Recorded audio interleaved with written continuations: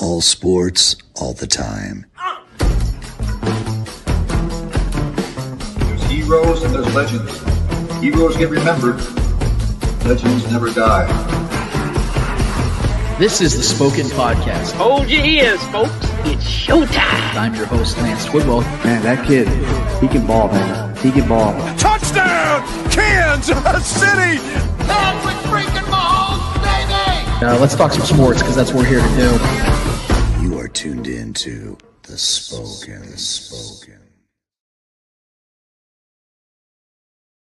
This is the Spoken Podcast. I'm your host, Lance Twidwell, here inside the Spoken Studios with my guy, Trevor Twidwell. What's good? Episode 336 is in full swing, full motion. We're so happy to be here with you and for you to be here with us, whether you are live streaming, podcasting, or YouTube. We want to thank you so much for taking the time to be with us in this time, as we have an awesome show for you guys. And I say awesome on purpose because there needs to be emphasis on the word, guys, because we have a guy that I have been waiting to have on the show for a long time. He's been on our show before, but it's been, probably at least, 2-3 years since we've had him back on. Been a minute, man. Long overdue. I feel guilty about it. I'll own up to it. It's my fault. But let's be real, man. When you live across the world, life can get busy and life can get, you're just on a different, literally on a different timeline. And, we definitely appreciate him taking the time, 6 hours ahead of us. Our guy, BRIT Chief, Brad Simcox from Chiefs Arrowhead Abroad, is going to be joining us in about 30 minutes or so.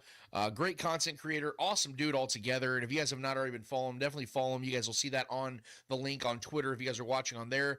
But we also want you guys to do us a favor today and also get on the YouTube side. We've had a nice little spike in subscribers this last week or so.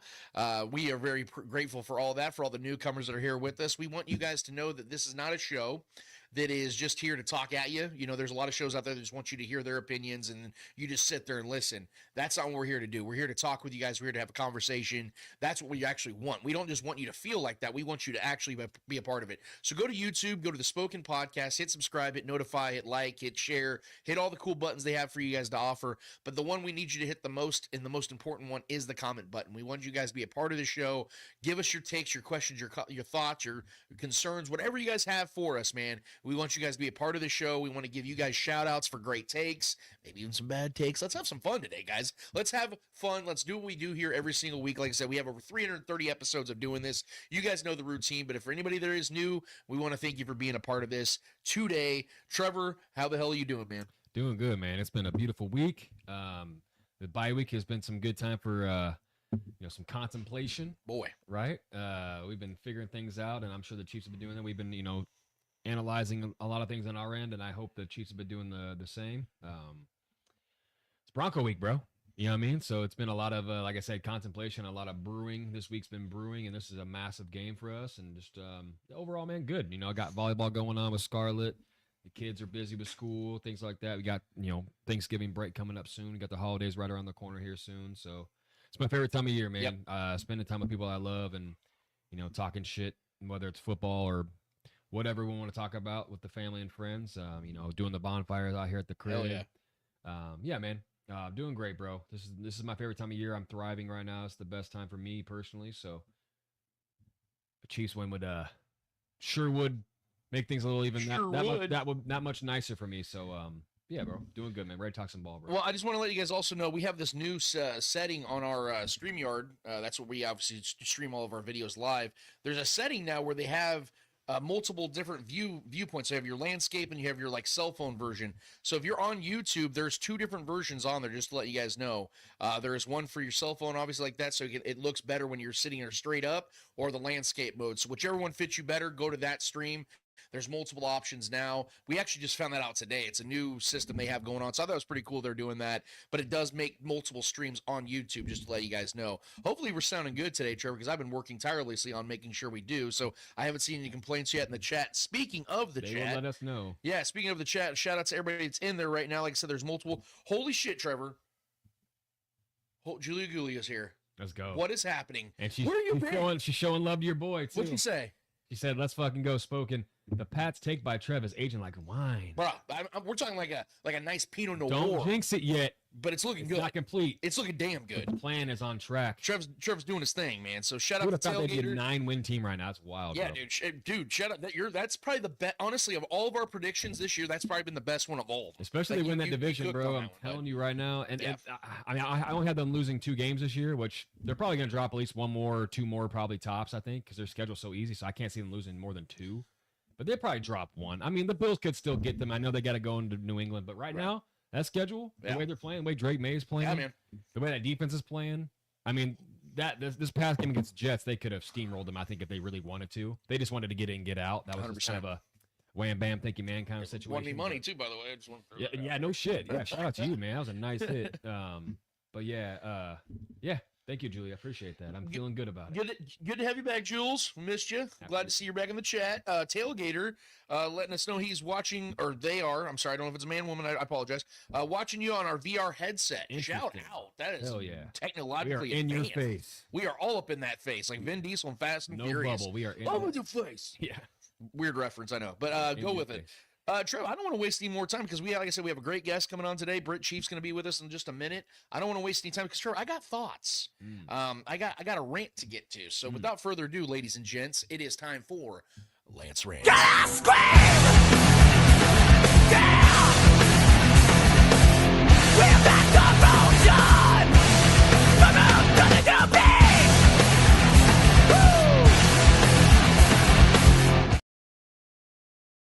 So from the top, I just want to give a big shout out to all the other content creators in our Chiefs community.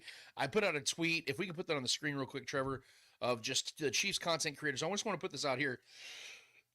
As you guys know, we're big in the community. You know, like I said, we want to give shout outs to the people. We want you guys to feel like you're a part of it. You're somebody who wants to start a podcast. You're somebody who wants to put out content. Man, definitely do that.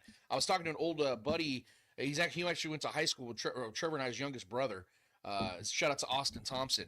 OZ, as they call him. He started up his own show as well, and I saw him on Facebook, and I got absolutely excited. So shout out to him. I want to give him a little shout out real quick as far as what his show's called. I don't know if he's watching or not, but it's called Skin in the Game. So definitely give him a follow as well, guys. But this is a list of shows and content creators that we personally love and enjoy. I watch almost all these shows on a weekly basis or whenever they put out content. These are some great shows. As you guys can also see, I'm wearing the Chief Concern show to the studio today because we believe in this, man. We believe that there's a community of people out there that may have different viewpoints and ideas of what's going on with the Chiefs and what's going on in the world of sports. But at the end of the day, that's the beautiful part about it is we all have the right and the passion to do things like this and put out thoughts and opinions and viewpoints like that. And, we've had a lot of pretty much all these people have either been on the show multiple times, at least once, or going to be on the show in the near future. So I want you guys to get attached to these people as soon as you can. If you're on Twitter, if you're on Facebook, if you're looking for other shows to listen to when you're not listening to us on Saturdays or watching us on Saturdays, these are some guys to definitely be following. Very knowledgeable people, people that understand the game. They know ball, as they say, and some guys that I have a lot of great friendships as well throughout these content creators. So definitely give them a follow, definitely give them a shout out, and also our guy BRIT Chiefs on that's going to be here in just a little bit. He has a show, like I said, Arrowheads Abroad. You can follow him on Twitter at KCChiefs_UK. Another awesome show. Some great guys over there as well, man. And BRIT Chief, you're going to see in just a minute as to why he's a great guy to follow and give your attention to. But Trev, something I tweeted out this week that I really wanted to harp on again because I feel like this is the most important week to talk about it is the Chiefs getting back to the basics. We talked to our guy Rob Collins on our last show in regards to what we are seeing from this Chiefs offense and what is the problem, because even though yes they're scoring points and we've seen them since Rashid Rice's returns kind of take that uptick, there is still an issue, and the issue for me has always been the fluidity and the rhythm, the lack of those two things. It doesn't feel like the offense has it sometimes. It feels like they just kind of lose themselves in what they're trying to do as opposed to what they need to do. And I really started to collect my thoughts on this, and I feel like I've had this thought for a while now, but it really solidified this week, and I just kind of wanted to share this with you guys. I put it out there on Facebook and on Twitter, and I had a lot of people really actually agree with me, believe it or not, Trevor. It's a weird thing when I have the vast majority of people actually agree with a take of mine. But this is kind of where I'm at right now, man. From my viewpoint, the Chiefs, have gone 2 straight years without a true left tackle and a healthy, reliable skill position player, or a list of skill position players. Therefore, the explosiveness in this offense didn't really exist or hasn't really existed. So I get why coming into this season, Patrick Mahomes was chomping at the bit. He could not wait to unleash this offense that's going to push the ball downfield and, make these big, exciting plays like they did from 2018 to 2022.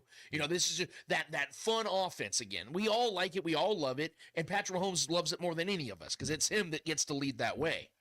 But now it feels as if this offense is stuck in this almost swing for the fences type of mentality, and oftentimes loses all sight in what has helped them overcome their inefficiencies in 2023 and 2024. And that's the on-schedule plays. See, the Bills game was the prime example of this. It felt as if the Chiefs' entire game plan was Mahomes just drop back, scramble around, avoid the pressure here and there, and then look for something 20 to 30 yards downfield, wait for it to unlock, and let's go ahead and just drop that ball down there and see what happens. And that's what it felt like the entire time, and the Chiefs fell right into the Bills' trap because that was their game plan. Drop 7, drop 8, sit guys in zone, don't give any space, and make Patrick Mahomes have to dink and dunk, or have to run the ball, things of that nature, and the Chiefs just refused to do it, and the Bills won because of that reason. There was no offensive fluidity whatsoever, and it cost them again. The Chiefs' offense has got to get back to running a more sound, efficient offense. The big, magical Mahomes plays are what can and will separate the Chiefs from the pack, but those need to be treated more as a break glass in case of emergency type plays. We've seen Mahomes line up under center. Yep. We've seen him drop back and deliver the ball. As I said to Rob Collins last week, I've been talking to people all week long about this.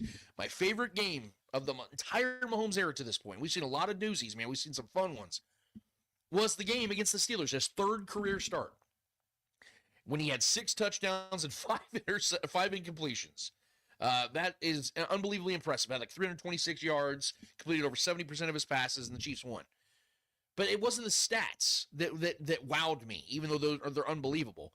It was the way he played in that game.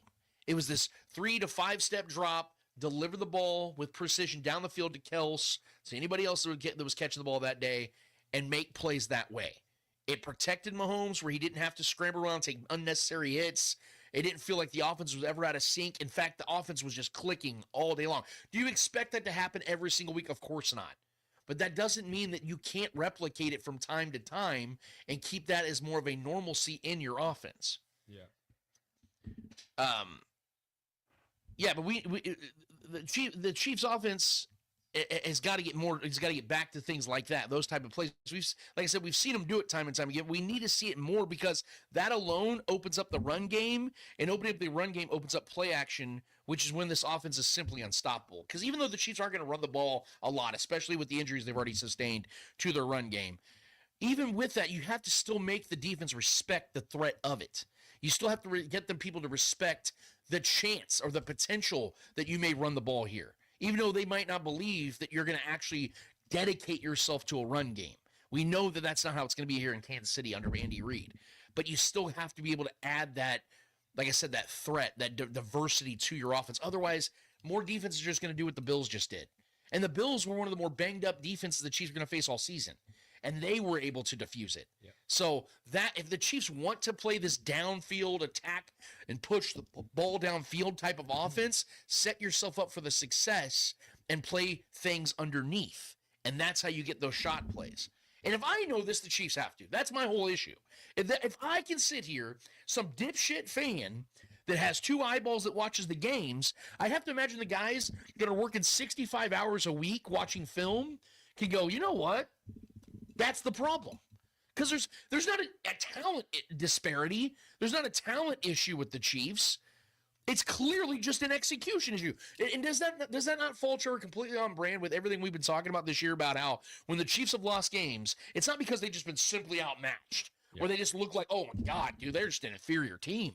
It's been this execution, the situational awareness, situational football that's cost them every single damn time. That's why they went from 11-0 last year in 1-score games to 0-4 this year in 1-score games. Because last year, even though they didn't have the talent around Mahomes, situationally, they executed correctly. They're not a better team. They were not a better team last year. This is clearly a more talented roster this season. Yeah. So why are they 0-4 in one-possession games? Because they're not doing the things they did before that got the job done, that got them to 3 straight Super Bowls. These last 2 teams the Chiefs went to the Super Bowl with, they had no business being in the Super Bowl.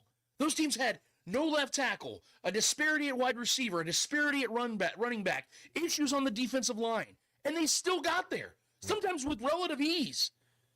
So what the hell, man? Why is this team now struggling so much when they're clearly more talented? Well, I have a theory. Go ahead. For me, I think the Chiefs at times have been victims of their own success. I think there's never been a better superhero in football history than Patrick Mahomes.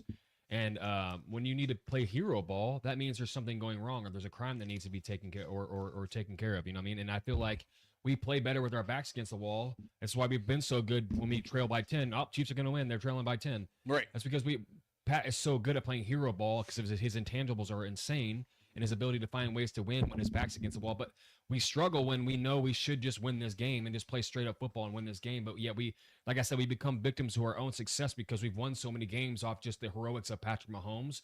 We become comfortable and complacent with, Pat will figure it out. Right. And when it doesn't happen, we're like, wait, what the fuck? There's no rhythm to this offense.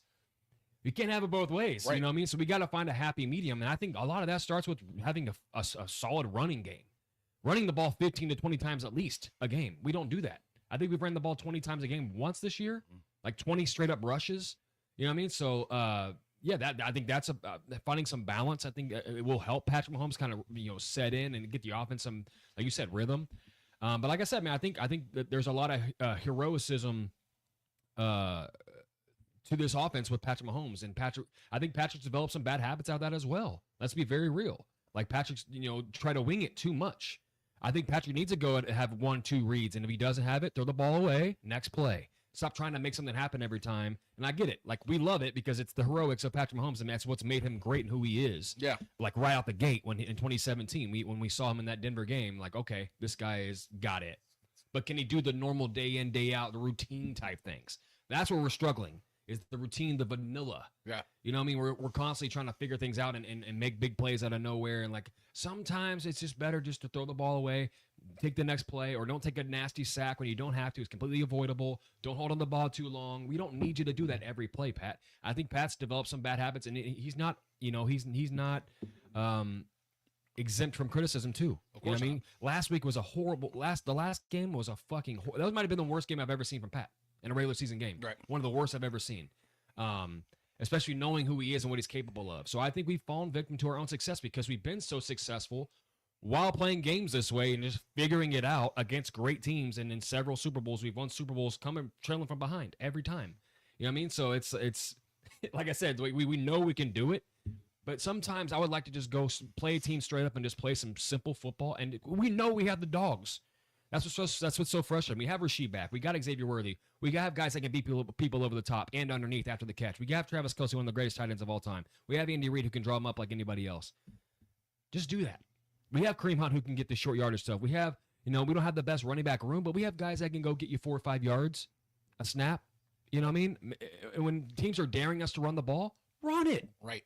We don't do that. That's what's frustrating. Like, sometimes it's okay to take what defenses are giving you. Yeah. We don't do that enough. We're so defiant. We're so Patrick Mahomes driven, which warranted. I get it. Sometimes it's okay to just hand the ball off and just play some methodical football. We become very impatient. And I think we thrive on the heroics of Patrick Mahomes, and it's fun. And it gets the pulse going.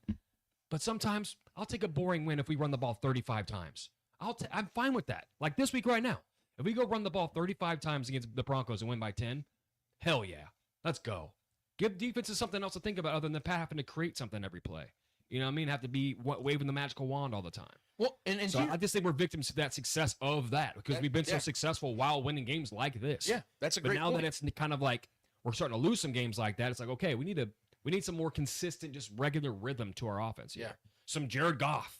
Let's have some just play action plays where we can just get the ball out to somebody who's wide open, that's schemed wide open. That would be cool.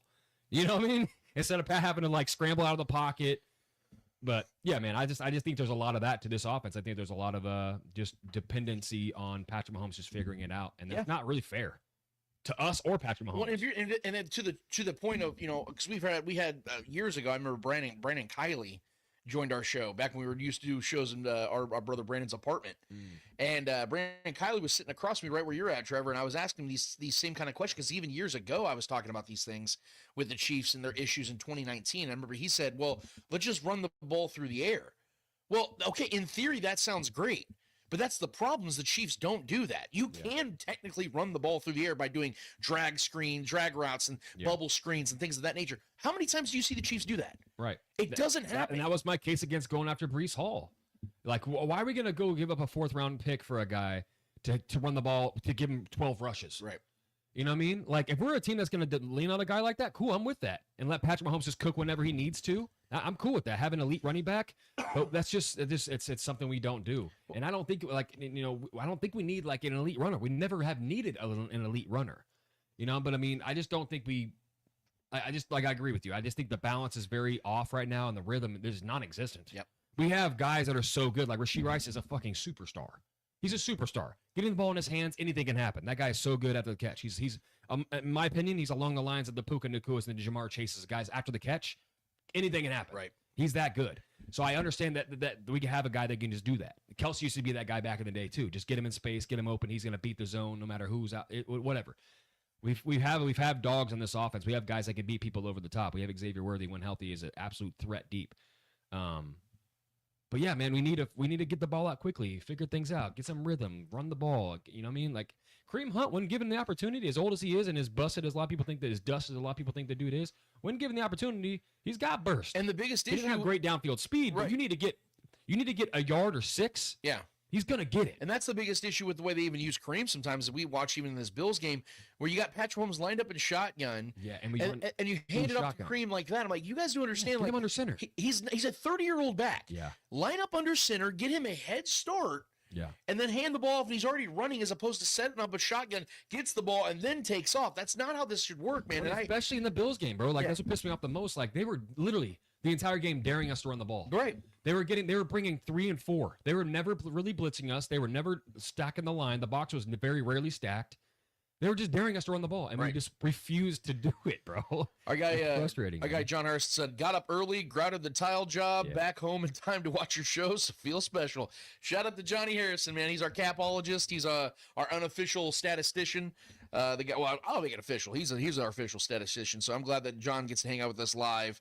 As well. John also added the Colts, Chargers, Cowboys, and Giants all had over 100 rushing against them.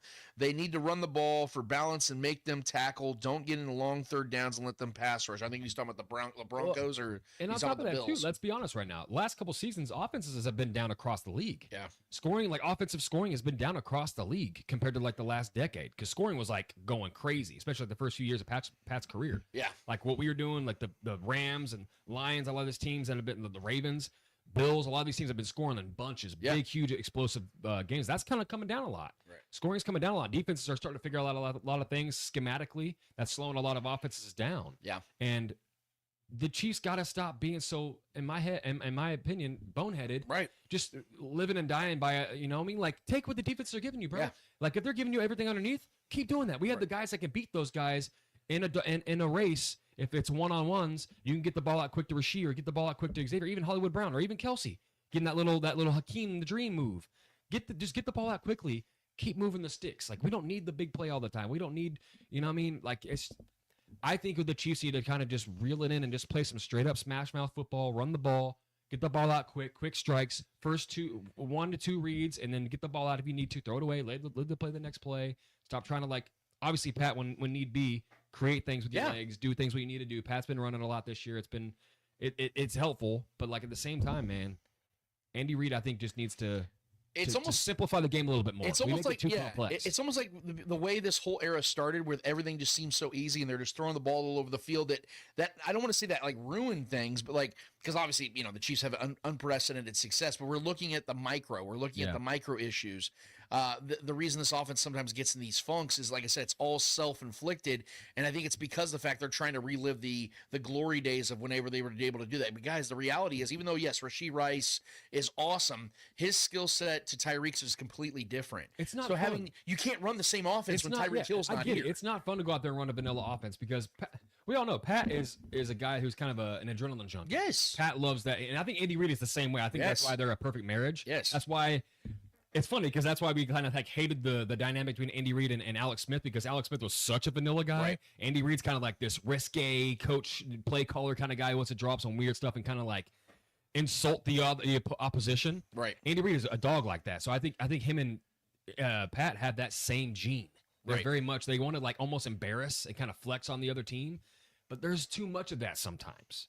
Just play some simple, like I said, a little Jared Goff it a little bit. Right. You know what I mean? We don't need sexy all the time, bro. So, but our guy, Clear the Air with E has a nice little analogy. Oh, yeah. Make it like a devilish fight where he just jumps on your back the whole fight and knees you in the back of the leg. That's a great the one. whole fight until the other fighter is frustrated and then go for the knockout, bro. Everybody hates his style, but it works. He's the champ. He's the GOAT. And you don't. That's what's frustrating to me too, because I know we don't have an elite runner in the backfield or anything, but like our O-line is very good. Our guards are very good.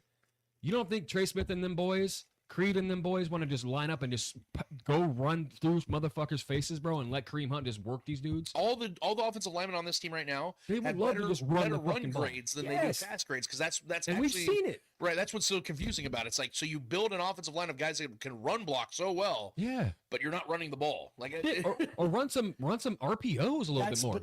We haven't been doing enough of that either. You set RPOs and play Pat's action. been a run threat all year too. Yeah, RPOs and play action are at their absolute peak when you establish the run game. Right. When defenses know they got to put 7-8 guys in the box, and then you set them up with those plays. It's so simple. When does this offense look the most open? When Pat's out there scrambling and making runs, and the defense like shit. Pat just ran for 25 yards. Right. If you're giving the running back runs and they're getting 10 to 15 on a couple plays, shit, we got to stack the box a little bit. We got to bring everybody up. That's when you can start dinking them over the middle. And if you are so hell-bent on running the ball through the air, Yeah. then pass the ball to your running backs. Like, Brashard Smith now has to start getting involved.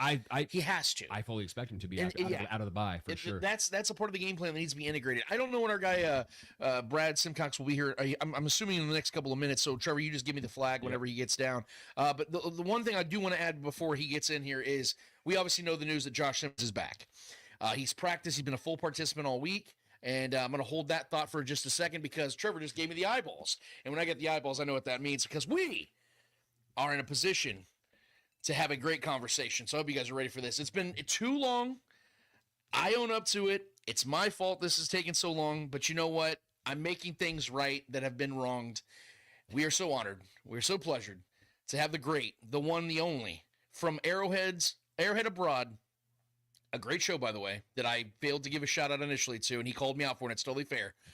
He's here today to have a blast. We're here today to have a blast. We're here to talk some Chiefs football. Let's give it up for the one, the only, BRIT Chiefs. What's going on, man? How we doing, guys? Dude, we are doing great. Splendid. I'm so happy you're here, buddy. I've missed you to death. It's been way too long to have. I think it's been well over 2 years since we had you on the show. Too long. That's the point. And you're here now.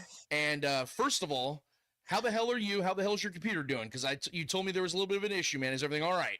Yeah. I think it's been on overdrive lately. I've been trying to do some more hype videos, and I think I'm just cooking it. I think I'm just cooking the hard drive at the minute. So it's it needed an update, I think. Understood, man. We've had issues with ours as well, so we're in the same boat. But you know what, dude? Speaking of being in the same boat, I gave a shout out earlier to all the Chiefs community content creators that I respect, that I love, that I follow.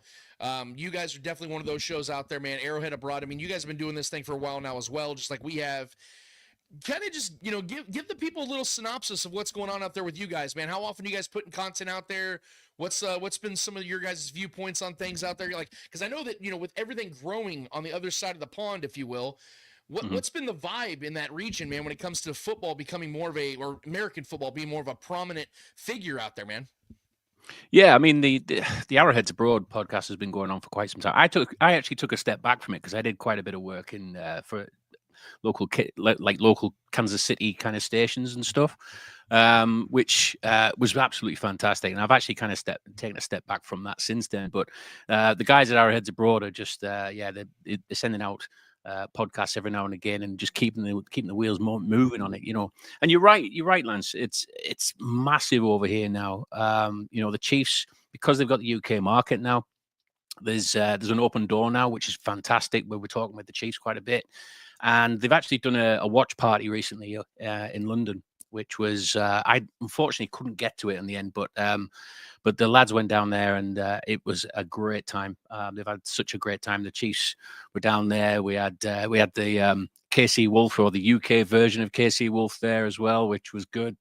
It just seems like now that it's fair game now, because we've been waiting in the wings a little bit, because I know the Chiefs got Germany, and I think they got Brazil and places like that, and we were waiting our turn, ready for, hopefully the Chiefs will be our team, or one of the teams that is actually selected for the UK.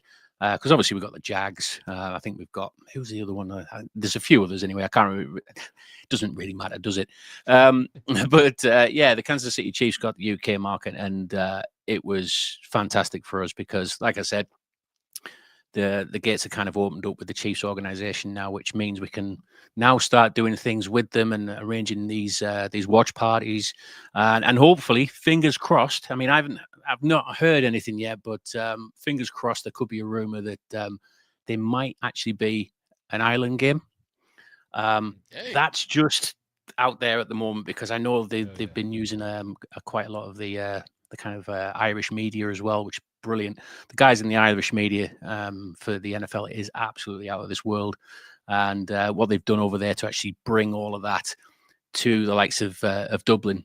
We saw one game recently this year, which was in Dublin, didn't we? And it's growing massive over here. I mean, look, we've even got the Spain game, which is the Dolphins and Commanders. So, it's really bubbling over here now. The NFL is definitely here, and it's definitely planted its flag in Europe. And I'm looking forward to seeing more football, man. I really can't wait. Yeah, man, that's the thing about this whole movement. If I guess that's the right way of putting it, is, initially being, a stubborn Midwest American, when I heard that, they were going to start adding games, on the other side of the world, I wasn't so stoked about it, because I felt like, oh man, they're taking it away from our home games, things of that nature. And then I remember you and I had to talk about this, and I had what they call perspective for the first time, and I was willing to see things from a different point of view, and I realized I'm trying to put myself in the position of, man, imagine if I was some big American football fan. If I was a Chiefs fan, I lived in another part of the world just because geographically, that was just the luck I had. I would want to be able to see a game or two every once in a while, man. I would like to see the population or the popularity of it grow, of something I'm so passionate about, see that around me. So I kind of stepped out of that. Now I've realized, man, it's becoming a global sport. And for that fact, I'm excited about it. I mean, I want to see as many games at Arrowhead as possible.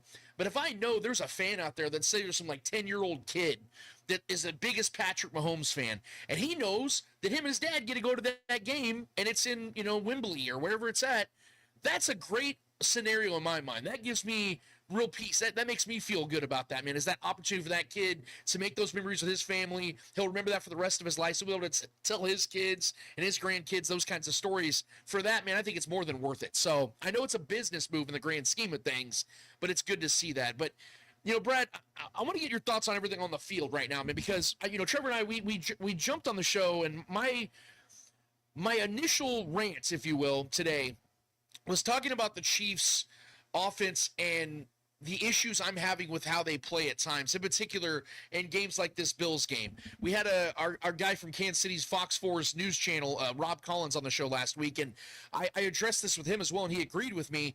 The thing that frustrates me about this offense isn't the potential or the lack of it. We know that's there. We know the skill is there. We know the results have been there. The issue is watching this offense gets so clunky with all these off-schedule plays to where it feels like that's what they're relying on. When you watch this game against the Bills, the Chiefs are relying on Mahomes to do the magical plays, when in my opinion, that's not what you should rely on. Those should be the break glass in case of emergency type plays, because we know he can do those things, and that's what can separate you.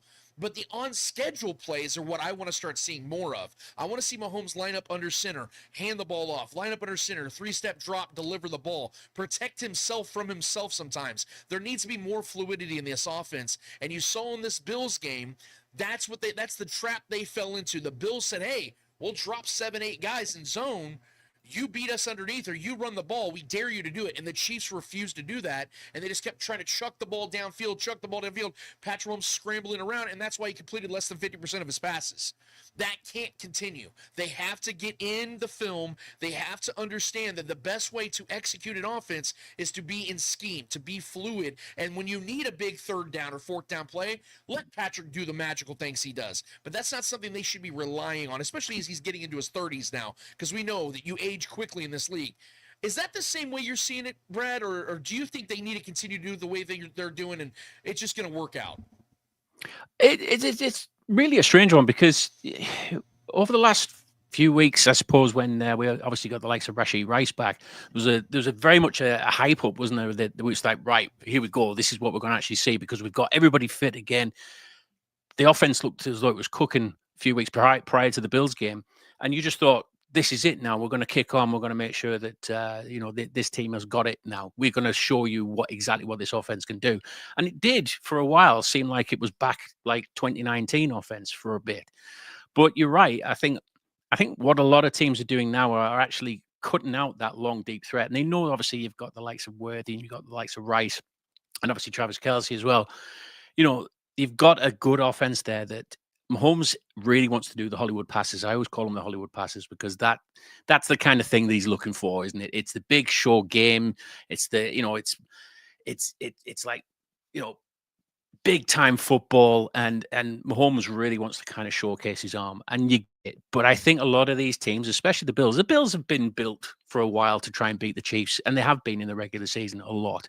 So it's not something I've really kind of worried about. But I think the fact that you're right, what you're saying there, dropping off the players, dropping off the defense and saying, right, okay, throw it underneath. We dare you. And it's almost like Mahomes is trying to take it on by trying to open something up with the Hollywood pass.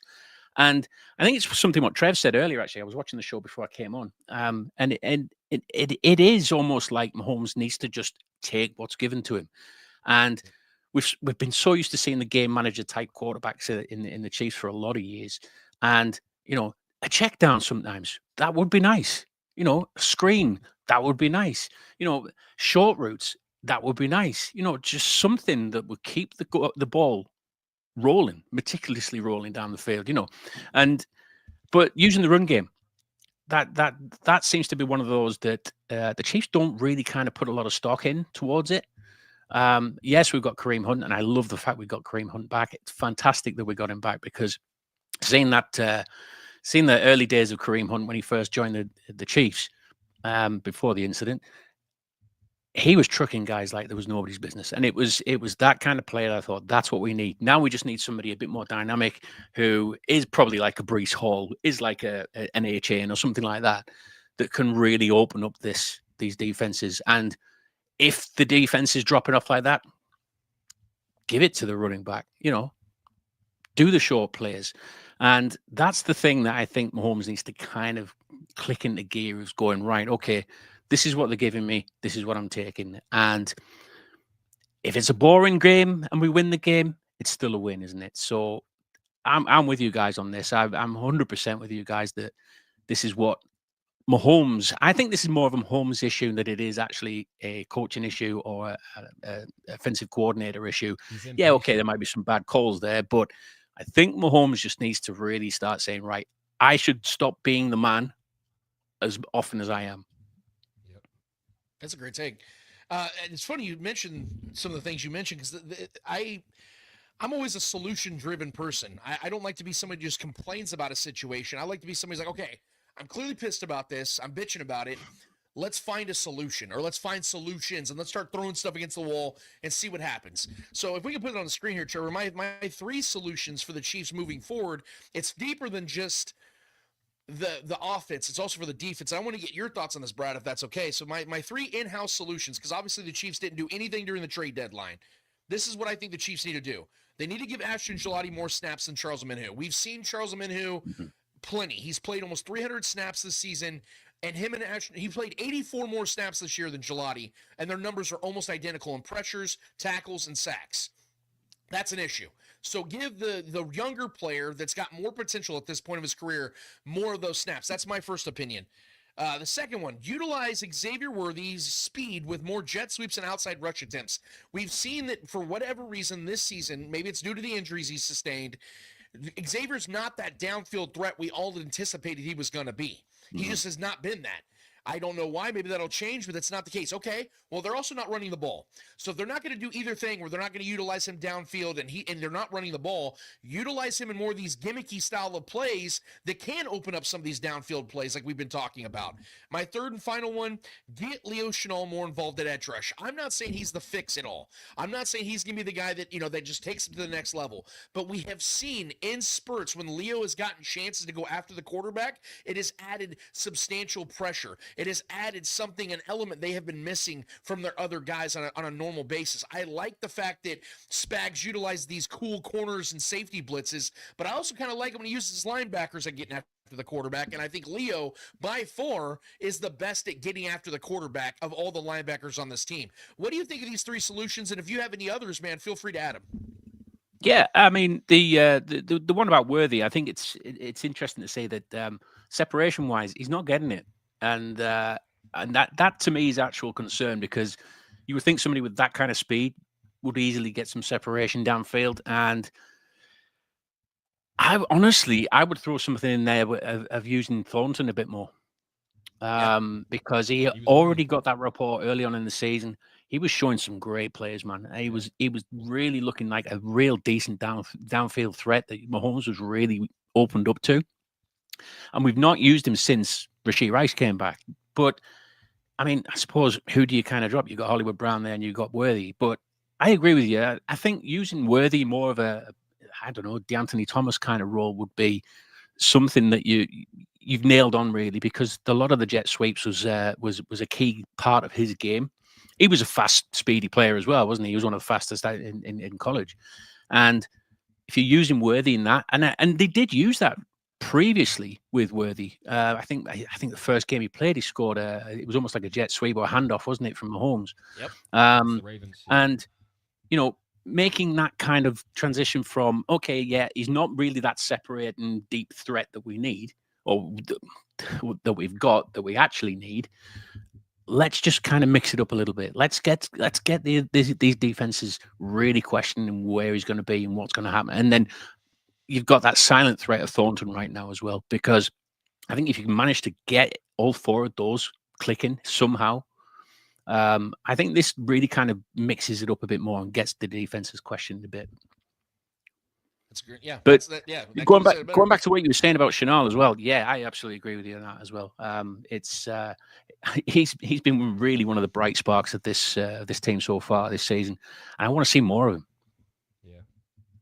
Yeah, man, that's the whole point. Is the Chiefs decided this is our bet. This offseason they handled things the way they did. The trade deadline they handled things the way they did. Fine, I can live with that, because this team has built that trust, that benefit of the doubt. Go out and do it, but you can't keep doing things the same exact way and expect it to change. That is literally the definition of insanity. Trust me, I know that. Insane person myself. That you have to make some changes. You have to make some adequate changes, man. I think these are just a couple ideas that I wanted to kind of throw out there and see what people thought about. We know that Josh Simmons is back, and we were talking about this right before you jumped in, or at least I was jumping into it. That automatically makes the Chiefs that much better. I appreciate everything Jalen Moore did. I admittedly was somebody that coming into the season said Jalen Moore is going to be the starting left tackle for this team this season. And because of Josh Simmons' injury, I think they're going to ease him into his career with the 5-year option, 5th-year option, his rookie deal. They have a lot of time to work with him. He'll be the 2026 left tackle. Clearly wrong, because Josh Simmons healed faster than any other human being. I swear he's Wolverine. And came in, took the left tackle job day one, and showed this is that dude. If he wouldn't have torn his patellar tendon, he would have been the number one left tackle taken in this draft, not Will Campbell. So this guy's real. He's for real. Then he disappears for over a month, has his family situations, but now he's back. And it's this weird thing, Brad. I don't know if you've been hearing it or seeing it at all, but a lot of Chiefs fans here locally are concerned about Josh Simmons taking the reins back at left tackle. And I don't understand that, because I'm looking at this from the perspective of, let's say Josh Simmons against the Jaguars would have got injured and he'd been out this whole time because of an injury. But this week he came back and practiced all week long. He would play Sunday. But for some reason, he's been away from football, not injured, and now he's back in his practice all week. People are wondering if that's the right decision to make. Why? He's not injured. Now, I understand there might be the concern of, is he in football shape? Guys, he hasn't been gone for 6 months. We're talking about a 21-year-old freak athlete that has been practicing his ass off and working his ass off for the better part of the last year with this team. So he's clearly going to be fine with getting back. And people are like, well, Nick Benito and Zach Allen, and they got all these dangerous guys. That is literally his job. That is what he does. He shuts down these kind of guys. I don't understand the fear. It's clear as day he needs to be starting Sunday. Where do you stand on this, Brad? Yeah, I mean, you're right. It's not as if he's, he's retired from football and come back after a season or two and he's not match fit. I mean, we saw something similar with Kareem Hunt when he returned. Yeah, okay, he might have been a bit podgy around the edges, but other than that, he came back with a bang. And seeing the fact that there's Chiefs fans out there thinking that Josh Simmons is not quite ready for this, he's been ready all season. He's been ready for this. This is what he's been playing for. This is what he's been training for, and this is how he was trying to get back so quickly into this team. Just because he's been off a few weeks, I don't see it. I really don't see it. I think I think he's more than ready. I think whatever the family issue was, and obviously that's something that's down to him and his family. I'm sure he's going to come back really kind of putting the bit between the teeth and really kind of going for it. You know what I mean? And he's got something to prove to himself rather than anybody else, and that's the way to be. Yeah. Now going to this Broncos matchup, I'm not going to hold back here, Brad, and we have a whole preview to do in a little bit with the audience here, but this is a paramount game. I don't like to get into the whole, is it a must win? Is it, the need to win kind of game? I don't really need to get into that conversation, because what I know needs to happen is the Chiefs need to have that mentality going in this game, whether it's a must win game or not. Your backs are against the wall, more so than probably ever, or at least in a few years. This is not a game that you can take lightly or say, yeah, we just didn't bring the energy today. Sorry, guys, we'll get better next week. No. None of that, Andy. None of that, Patrick. This is a game. You bring your A game. I know that we talk about it all the time. The Chiefs have, they got big picture mentality, where let's get to the playoffs. Let's get to the playoffs healthy. Well, this is a game that's going to get you in the playoffs if you win. So this isn't a game you can, screw around with. This is a game you got to take seriously. It's a divisional game. You're in third place in your own division. You're not even in the playoffs right now. Enough with the lack of energy talk. Bring the energy. Bring the A game. Go in there on a road game, in a hostile environment, and win that damn game. I look at this matchup, and I see a lot of favorable things for them, Brad. What are you seeing in this matchup? How do you see this thing playing out, man? Well, it's going to be a difficult game against the defense. I think this Broncos defense is no joke, and that's the kind of thing that's really got this Denver Broncos team rolling. I think, Bo Nix has flashed here and there. He kind of got found out in the previous game, but other than that, this Broncos defense has been the kind of the standard, and the Chiefs really need to take this seriously. I mean, the Broncos have been almost like the whipping boys over the last few seasons. We can't take this game lightly. It isn't just one of those regular kind of AFC West kind of matchups. This is something that matters. It is very much, I think this is almost the deciding factor of who probably will be top in the AFC West at this point, because if the Broncos win this, the Chiefs are way out in the distance of this. And the Broncos could be one of those that, if they can get their offense right and firing on all cylinders with Bo Nix, then absolutely they could probably go on and win this. But it's like we were saying about the Chiefs and the Bills. Mahomes really needs to kind of play smart in this game, because this defense is no joke. If we can get Mahomes playing how we expect him to play, obviously doing some flash throws and things like that, but actually involving everybody in this. And like we were saying, the get the underneath throws going in, get the screens coming, get the run game going as well. Make this defense, this Denver Broncos defense, work, because it has been stagnant. It has been predictable with this offense. Hopefully, this is something that the Chiefs can work out and obviously, really kind of apply the pressure on it. But I don't think I'm as bothered by the Broncos offense. It's the defense that is really the key for them to winning this game. And like you said, it's an interesting environment there as well, isn't it? Absolutely. And that's kind of my next question. We just have a couple more questions for you, Brad. And again, dude, thank you so much for taking the time to hang out with us today, man. It means a lot. I'm enjoying it. When it comes to this matchup, like Trevor and I've never done this with a guest before, but I want to do this today because I really do want to get your insight on this. We always talk about key players of matchups. Trevor and I always give like one player on offense, one player on defense. Sometimes it's both sides, both on one side. But not to put you on the spot here, but we know the magnitude of this matchup. We understand that this, like you just said, Chiefs lose this game.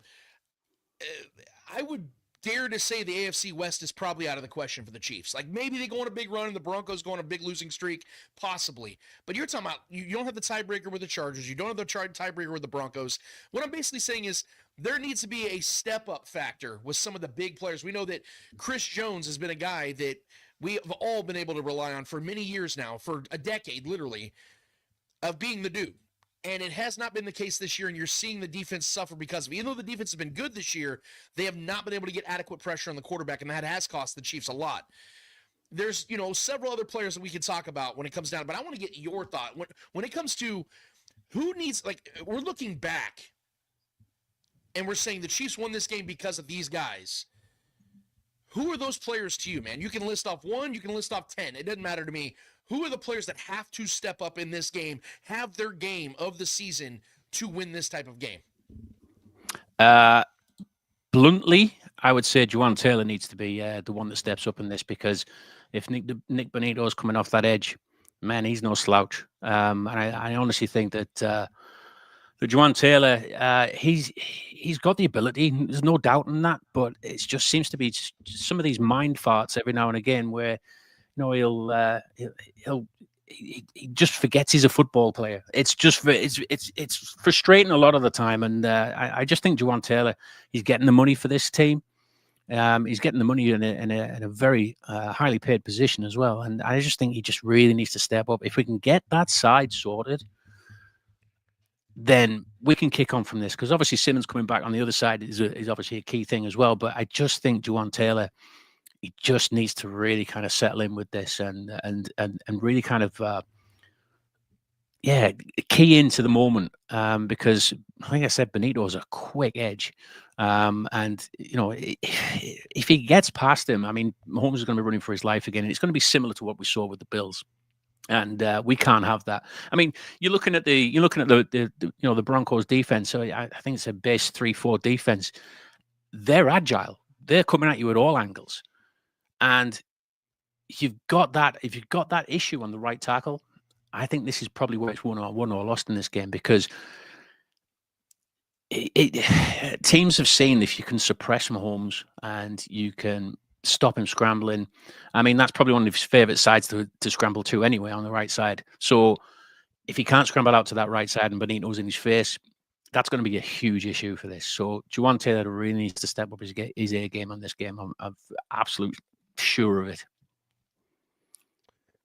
How many points do you think the Chiefs would have to score in this game? Because you mentioned, it's more about the Broncos defense, clearly. I mean, their defense keeps them at bay, and then fourth quarter, Bo Nix makes a play, and they squeak the victory out. It's like against the Raiders and against pretty much anybody they've beaten outside of the Cowboys, who have maybe the worst secondary in the league. How many points do you think the Chiefs need to score in this game to make you feel comfortable they're going to win that game? Maybe not just decisively, but just period. Like, how many points do the Chiefs have to score to get this victory? Honestly, I don't think it's going to be a great lot. I think it has to be at least 21 points.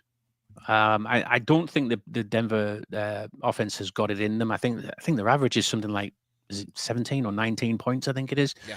So, I don't think they've got that explosive offense that they need. I think they're very much heavy on the defensive side. And I think if the Chiefs manage to chalk up 21, I absolutely think that that could be enough to actually win this game. That's I don't know if you do your predictions on websites or your own stuff. I don't want to. You can tell me respectfully, Lance. I can't give that out yet. But in the case that you would like to, who wins this game? And at the end of the season, when we're looking back at the regular season, getting ready for the postseason, where do the Chiefs, in your opinion, right now, and it can change, obviously, you have the right to do that, where do you see the Chiefs landing in the playoff picture, if at all, when the season's over? Realistically, I wouldn't be surprised if they're actually a wild card team right now. I really wouldn't be surprised with that. I also think that the Chiefs almost deserve it in some kind of way, in some kind of crazy way. We've seen this offense splutter quite a bit over the last few seasons, and we've got away with it. We've got away with it a few times. Obviously, we didn't in the last Super Bowl, which, I promise I wouldn't mention that.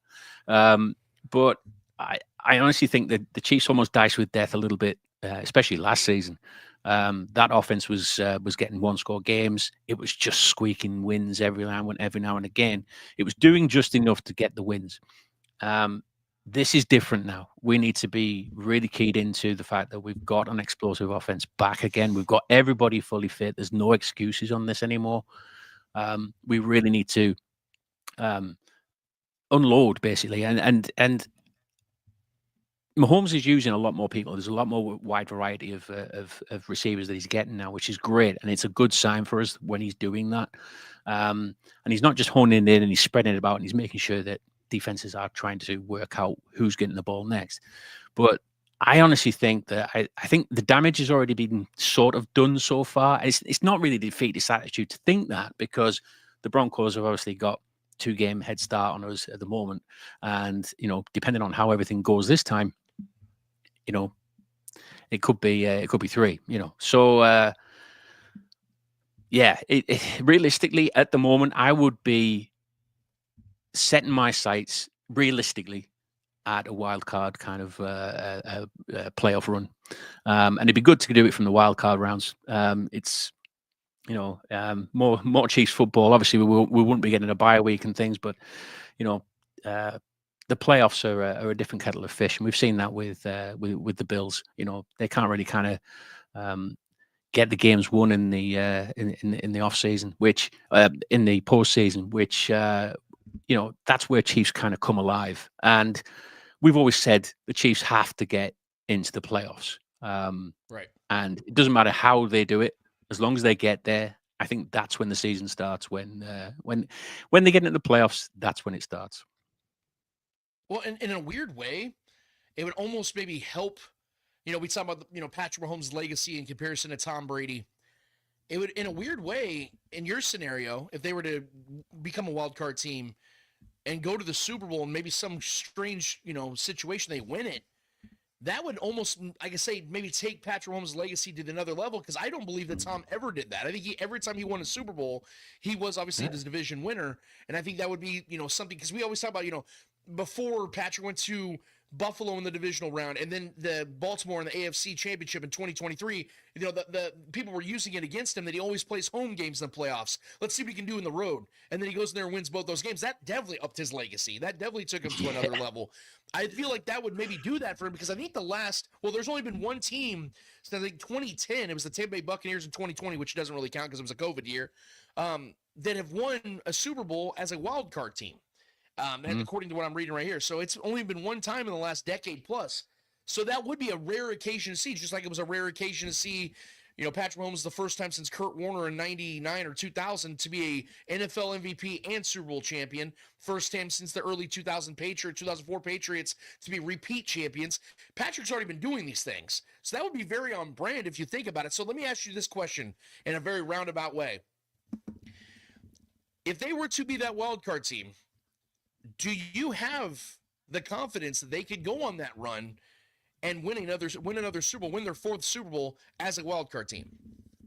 I absolutely think they can. This team can always get to an AFC Championship game at least. especially when you got Mahomes and you got Reed, really kind of that dynamic duo. You know, literally that's what they do. They prove the doubters wrong, and like you said, we saw it with the run through Buffalo and then through Baltimore. You know, they've never done this before. Well, watch this. It's that kind of mentality that this team has, and you never feel like this team is down and out. You never feel like that there's giving up the rest of the game. I mean, other than the Super Bowl, again, I've mentioned it. You know, you never see this team really kind of getting blown out. They're always in amongst it, and it doesn't matter who's the receiver, who's the running back, as long as you got the quarterback there and you got Kelsey there, and you got Chris Jones there, you've got that core in that team that has that never say die attitude. And so I think a wild card run is almost something that would excite them. It's another new challenge, and that's the kind of thing that Mahomes and Kelsey really kind of thrive on. It's something that, okay, this hasn't been done in a while. Let's try it again. We saw it again with the three-peat attempt. You know, it was first thing he said after he won the second one. We need to do three. He's always looking for that new challenge, and I think this would be another challenge. Yeah, it would be a lower sighted challenge, but honestly, I think they thrive on that. Yeah, I think you're right about that too, because you saw a different animosity with the Chiefs, so they had to go to Buffalo and they had to go to Baltimore. Like there was a different juice. I hope that juice is still there. I believe it could be still there. For me, I would rather them, get this victory against the Broncos this week, win the next couple of games against them and the Chargers, and then you're sitting yourself probably in a good position to win this division. But I am with you. If there was one team that I could say confidently could be that first team in a long time to win a Super Bowl or get to the Super Bowl as a wild card team, it would obviously be this team. And that's been echoed. We've heard Jim Nantz. We've heard several other national people still give the Chiefs that type of credit because they've earned that. But we do know this is a season-to-season type of league, and it's a what have you done for me lately type of thing. And so far this season, we've seen this Chiefs team be very consistent in their inconsistency. That's got to be what changes the most if they want to make another Super Bowl run. I think they're more capable. Brad, before we get you out of here, man, this is a very important question. You've been to the States a number of times, and you know the delicacies. But I also personally have never been to the UK, and I've heard people try to, take shots at your guys' delicacies over there. Can you let the people know over here in America that that's just hogwash? You guys got good food, right? Like that's a real thing. Oh yeah, absolutely. We've got some decent food. I mean, what we've done, everybody knows about Britain and the UK. We've gone around the world and we've kind of gathered up recipes and called them our own.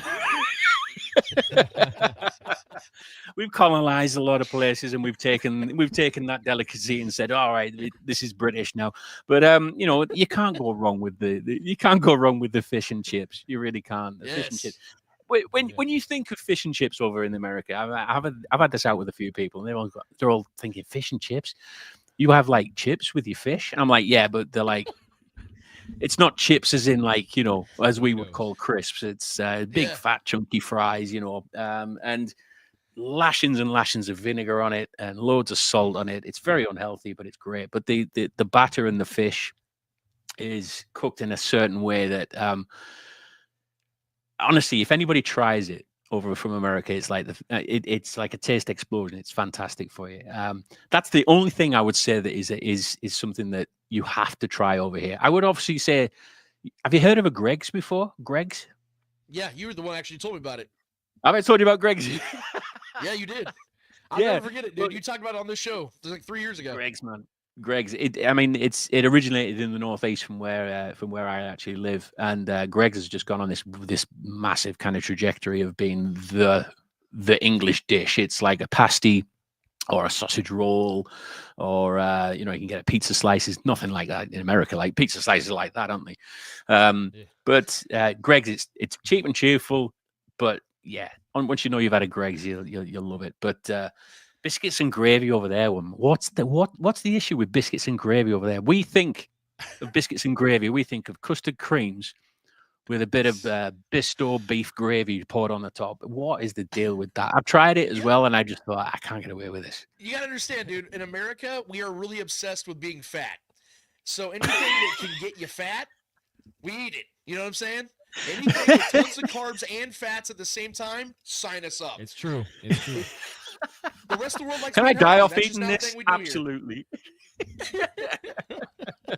Hey, but Brad, in all seriousness, dude, we got to get you on the show more often. And whenever you're back in the States, I won't be able to buy you English food, but I will definitely hook you up with the best food of your choice. We have great tacos here. Barbecue. We have obviously the barbecue's king here, dude. Let me know when you're in town again. We got to get you. We got to get you hooked up, dude. It's been way too long. We've actually never met in person, and that pisses me off, dude. That can't happen. That cannot be our story, dude. You've got to unite, brother. You should have been there when Clay and Shaggy and I went to go and get some barbecue. That was brilliant, man. Jack Stack we went to. So yeah, it would have been great to have you both there, and we can just literally kind of shoot the shit. It would be brilliant.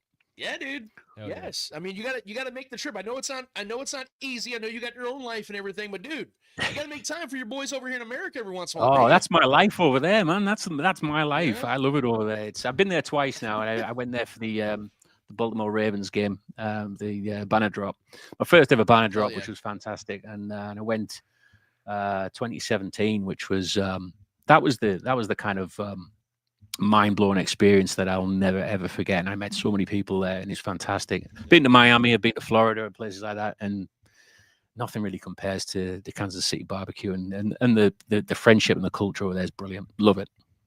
Well, it's all here waiting for you whenever you're ready to get back home, dude. So I'm ready. I'm coming. All right. Yeah, cool, dude, we're waiting for you. Literally, me and Trevor are gonna sit here. We're not gonna move until you let us know that you've landed at KCI, and we'll come pick you up. Sounds good. Yep, I'll let you know. Before you get out of here, bro, let the people know where they can find you on all the social platforms. Let them know Arrowhead Abroad, everything. Just whatever you want to plug right now. This is your platform, your opportunity to do so. Go. Yeah, absolutely. Arrowheads Abroad. Obviously, if anybody comes over from the US or Kansas City, if you're ever over in the UK, obviously contact the guys at Arrowheads Abroad.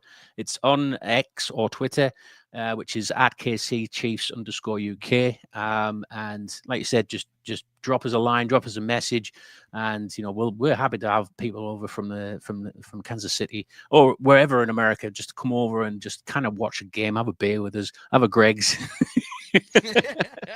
Fish and chips. Fish and chips. Yeah, we'll give you some fish and chips.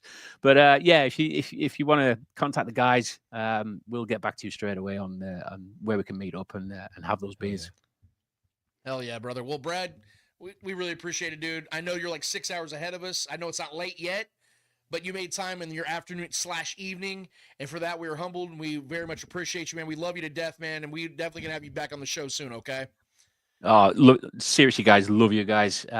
Really happy to be on the show again. It's great to just kind of talk Chiefs football again. It's great. I love it. Well, we're always here for you, man. You ever want to just jump in the chat to drop knowledge, you're always more than welcome to do that as well. But in the meantime, I'm learning off you guys. I'm learning off you guys. Yeah, well, you're in trouble then if that's the case.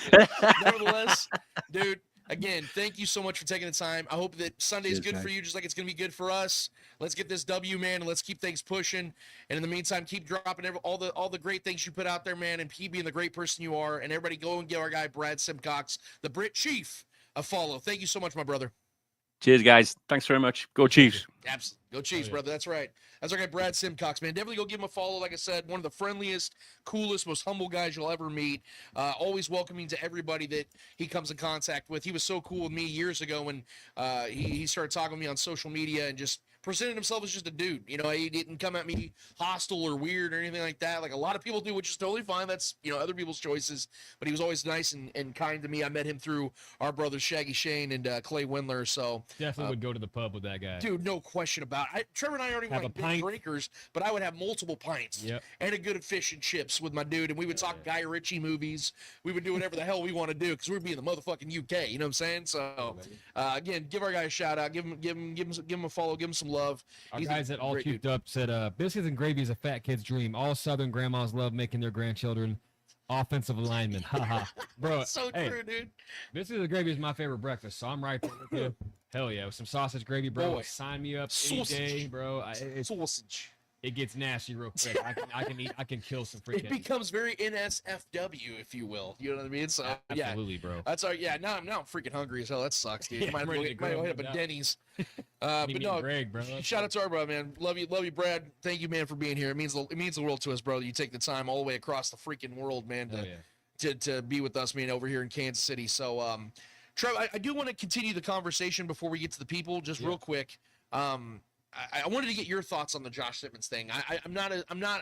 I don't believe you're going to disagree with the notion that he needs to be in the starting lineup, but just kind of get your thoughts before we get to the people real quick. Yeah, I mean, so I see, listen, I don't spend a lot of time on social media, so I don't see a lot of these things that you see. I don't see a lot of the internal dialogue that's going on. It's a nice way to call me a loser. It's all right. No. You're this is why you're the goat at this shit.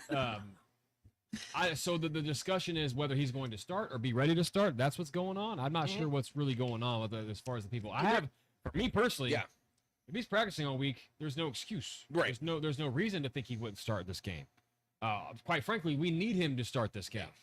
And I think he knows that the Chiefs need him. I mean, granted, we've been doing okay without him, but we've seen how good this offense, how more comfortable Patrick is when he's out there. I think the dude has elite capabilities. I think we've already seen flashes of that already in his young career. Yep.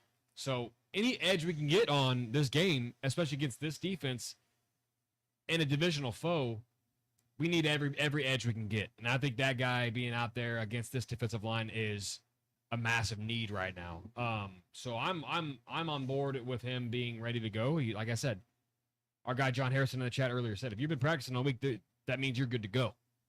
And I 100% am there with that rhetoric. So I think if he's been practicing all week, no hang-ups, I expect him to be our starting left tackle out there in this game. So, and I expect him to play really well. The only reason why Josh Simmons shouldn't start this game is if he is not physically and or mentally prepared. If he's not in a place where he can take on that responsibility, then he should not start. But the issue with that is, and why I don't believe that's the case in any form, shape, or form, is the fact he's at practice. He's out there with the first team. He's taking all the reps. He's doing everything he normally would do. So there is no reason to think or even suggest that he's not ready or shouldn't be ready to play this game against the Broncos. Is my stance more on the side of, obviously they need him, of course. Yeah. But we're big boys here. We're adults here. We can have adult conversations and say, hey, as much as the Chiefs need him, he's not ready. Give him another week. That would have to be something we'd have to discuss. That would have to be something we address. And it's like, that's just the reality of the situation. That's not the reality of the situation. The reality of the situation is he is back. He has been practicing. He is healthy. He's good to go. So, man, put him in the lineup. I know Andy was playing coy, as he always does. Yeah, we'll see. We'll see how he's doing. Guys, that is just the Chiefs downplaying the situation. That is what they do. That is so on brand. But we here at The Spoken are going to talk about things in a very real sense because we don't have to worry about the backlash of what we say on a mic when it comes to what this team's doing personnel wise. We know what we stand on. We know what we believe, and I believe by far the best scenario for the Chiefs moving forward, especially this Sunday, is having number 71 in the lineup. So that's where I leave it, and that's where I want to just kind of like I said, just get your thoughts on it, Trevor, because I know the people are going to have thoughts on it as well.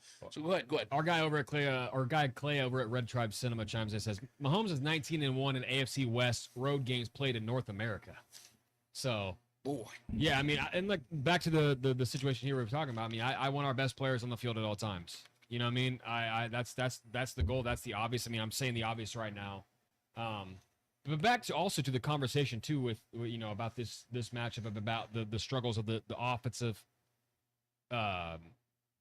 execution as of late. I think a lot of it is like, I think to Brad's point when he was talking about Patrick Mahomes.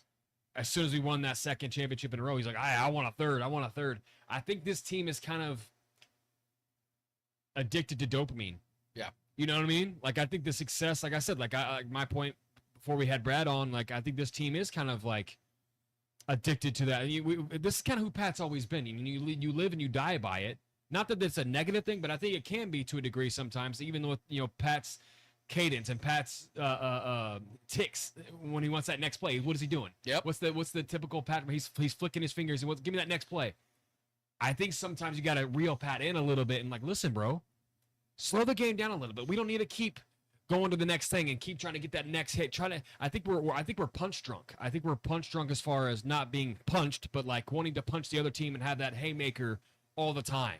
I think Pat's always kind of looking for that knockout punch all the time. I think we're kind of addicted to that mentality. Yep. Sometimes that could come back and be detrimental to you. And I think that's kind of where this team is, especially now that we got all of our dogs. Who's going to beat us? Who's going to stop us? Well, EGE, yep. Well, a team that was decimated by injuries in the Bills just did that. What are we going to do about that now? Are we going to start taking what these teams give us instead of just being the outright, just out here just dick measuring everything? No, man, we know we were better than that Bills team, and we let them beat us. That's frustrating. They took our aggressive mentality and used it against us. Yep. So we need to start kind of like, listen, this team, it's hard to really have an identity of what this team is because we are so much, kind of, we roll with whatever Pat kind of does, and it's hard to have a true identity. And that can be used to our advantage because that makes it harder for defenses typically to have to prepare for us. Like, what is Pat going to do? Right. That also can be very hard for defenses to prepare for. But if they know Pat's just going to go out there and just try to dice you up all day long and throw 50 times, that's a little easier to defend, in my opinion. Yeah. Unless, we're running the ball 15, 25 times, and now they got to worry about Kareem Hunt gashing you up or Pacheco gashing up or Brashard Smith catching a catch in the flat and, getting 25-yard chunk play on you. Let them think about that too. Yeah. So, I just wanted to kind of reemphasize that point. I think that is the truth right now. I think we are kind of like trying to be too much of a haymaker kind of knockout punch kind of mentality. Sometimes we can just beat teams straight up just by playing vanilla football. And I think we need to kind of do a little bit of that this weekend. I think I'll be okay if we go win a game by, 7-10 points against the Broncos, and have a lot of runs or have Pat run opportunistically if need be, or just taking whatever they give us underneath and let the guys, just getting the ball in the playmaker's hands. Like you said, getting Xavier Worthy more touches, utilizing his speed. If he's not beating guys downfield, let's beat him laterally. Yeah. Absolutely. I'm on board with that. We've seen that with guys like McCole Hardman, who's not the athlete that Xavier Worthy is. You know what I mean? So I'm right there with you, bro. I think that's a massive point. And I think that's an emphasis. I think if I am putting my mind in Andy Reid's skull, I think that's something he's probably seeing too. I think coming out of the bye, I think a lot of things. I expect Andy Reid to switch some things up, whether it's getting Brashard Smith some more touches, especially with Pacheco being out, getting the ball in the guys that have juice. Getting the guys the ball in the guys' hands, the playmakers' hands a little bit more quicker. Instead of waiting for plays to develop downfield, especially against this defensive line, we can't do that. Regardless of how healthy our offensive line, this is a defensive line that's been wreaking havoc on a lot of quarterbacks, and I think we need to be smart and play some just straight up football and bring the fight to this team instead of, banking on Pat to figure it out every play. So I'm right there with you. Shout out to our guy, D-Mac Wakefield, for being in the chat. That's one of the best, most respected content creators in the Chiefs community. He said, good show so far, fellas. Enjoyed Brad. Josh Simmons will start. Chiefs offense will give the Broncos defense their worst game of the season. Just got to avoid making mistakes, and Chiefs win 30+ to 24-ish. I love it, dude. So first of all, D-Mac, thank you so much for being in the chat, bro. If we put up 30 points in these Broncos. That'd be a lot of fun. That'd be a lot of fun. Before that Bills game, who was the Super Bowl favorites? The Chiefs. Yeah. No matter what our record was at the moment, but they still are, by the way. Or I think second. I think we're second right now. Kay Adams just said, I think yesterday, that according to DFS or whatever it was. That should go to show you. So we go up there, I'm right there with D-Mac, dude. I will freaking go nuts. D-Mac, we'd like to get you back on the expecting show, that many bro, points, by the way. but yeah, hell yeah, bro. D-Mac, I'm gonna hit you up after the show, man. We're gonna figure something out. I know you got a busy schedule, but yeah, you're one of the best, bro. I gave you that shout out for a reason this week, dude. I got nothing but respect for you, dude. You guys at Kingdom Cast do good work, dude. So shout out to you guys, D-Mac, and we appreciate. Please chime in as much as you can, bro, because like I said, I love reading your stuff, bro. Keep that going. And obviously, we agree with you. The chat's going live. I will say this, Trevor, to your point, because I thought you made some really valid ones right there. Hold on. Before you dive into that, I just want to. Our guy John Harrison chimes in and said, in reference to Trev's dick comment, don't piss for distance, piss for accuracy. LOL, bro. My guy John, bro. Shout out to John. You're the coach, John. I love you, dude. But to the points you were making, I was thinking about this as you were saying this, and it is interesting because Brad said it too, and I was thinking about it again. What's so funny is if you look at most offenses across the league and throughout time, what is even good offenses, fans will complain about what, Trevor?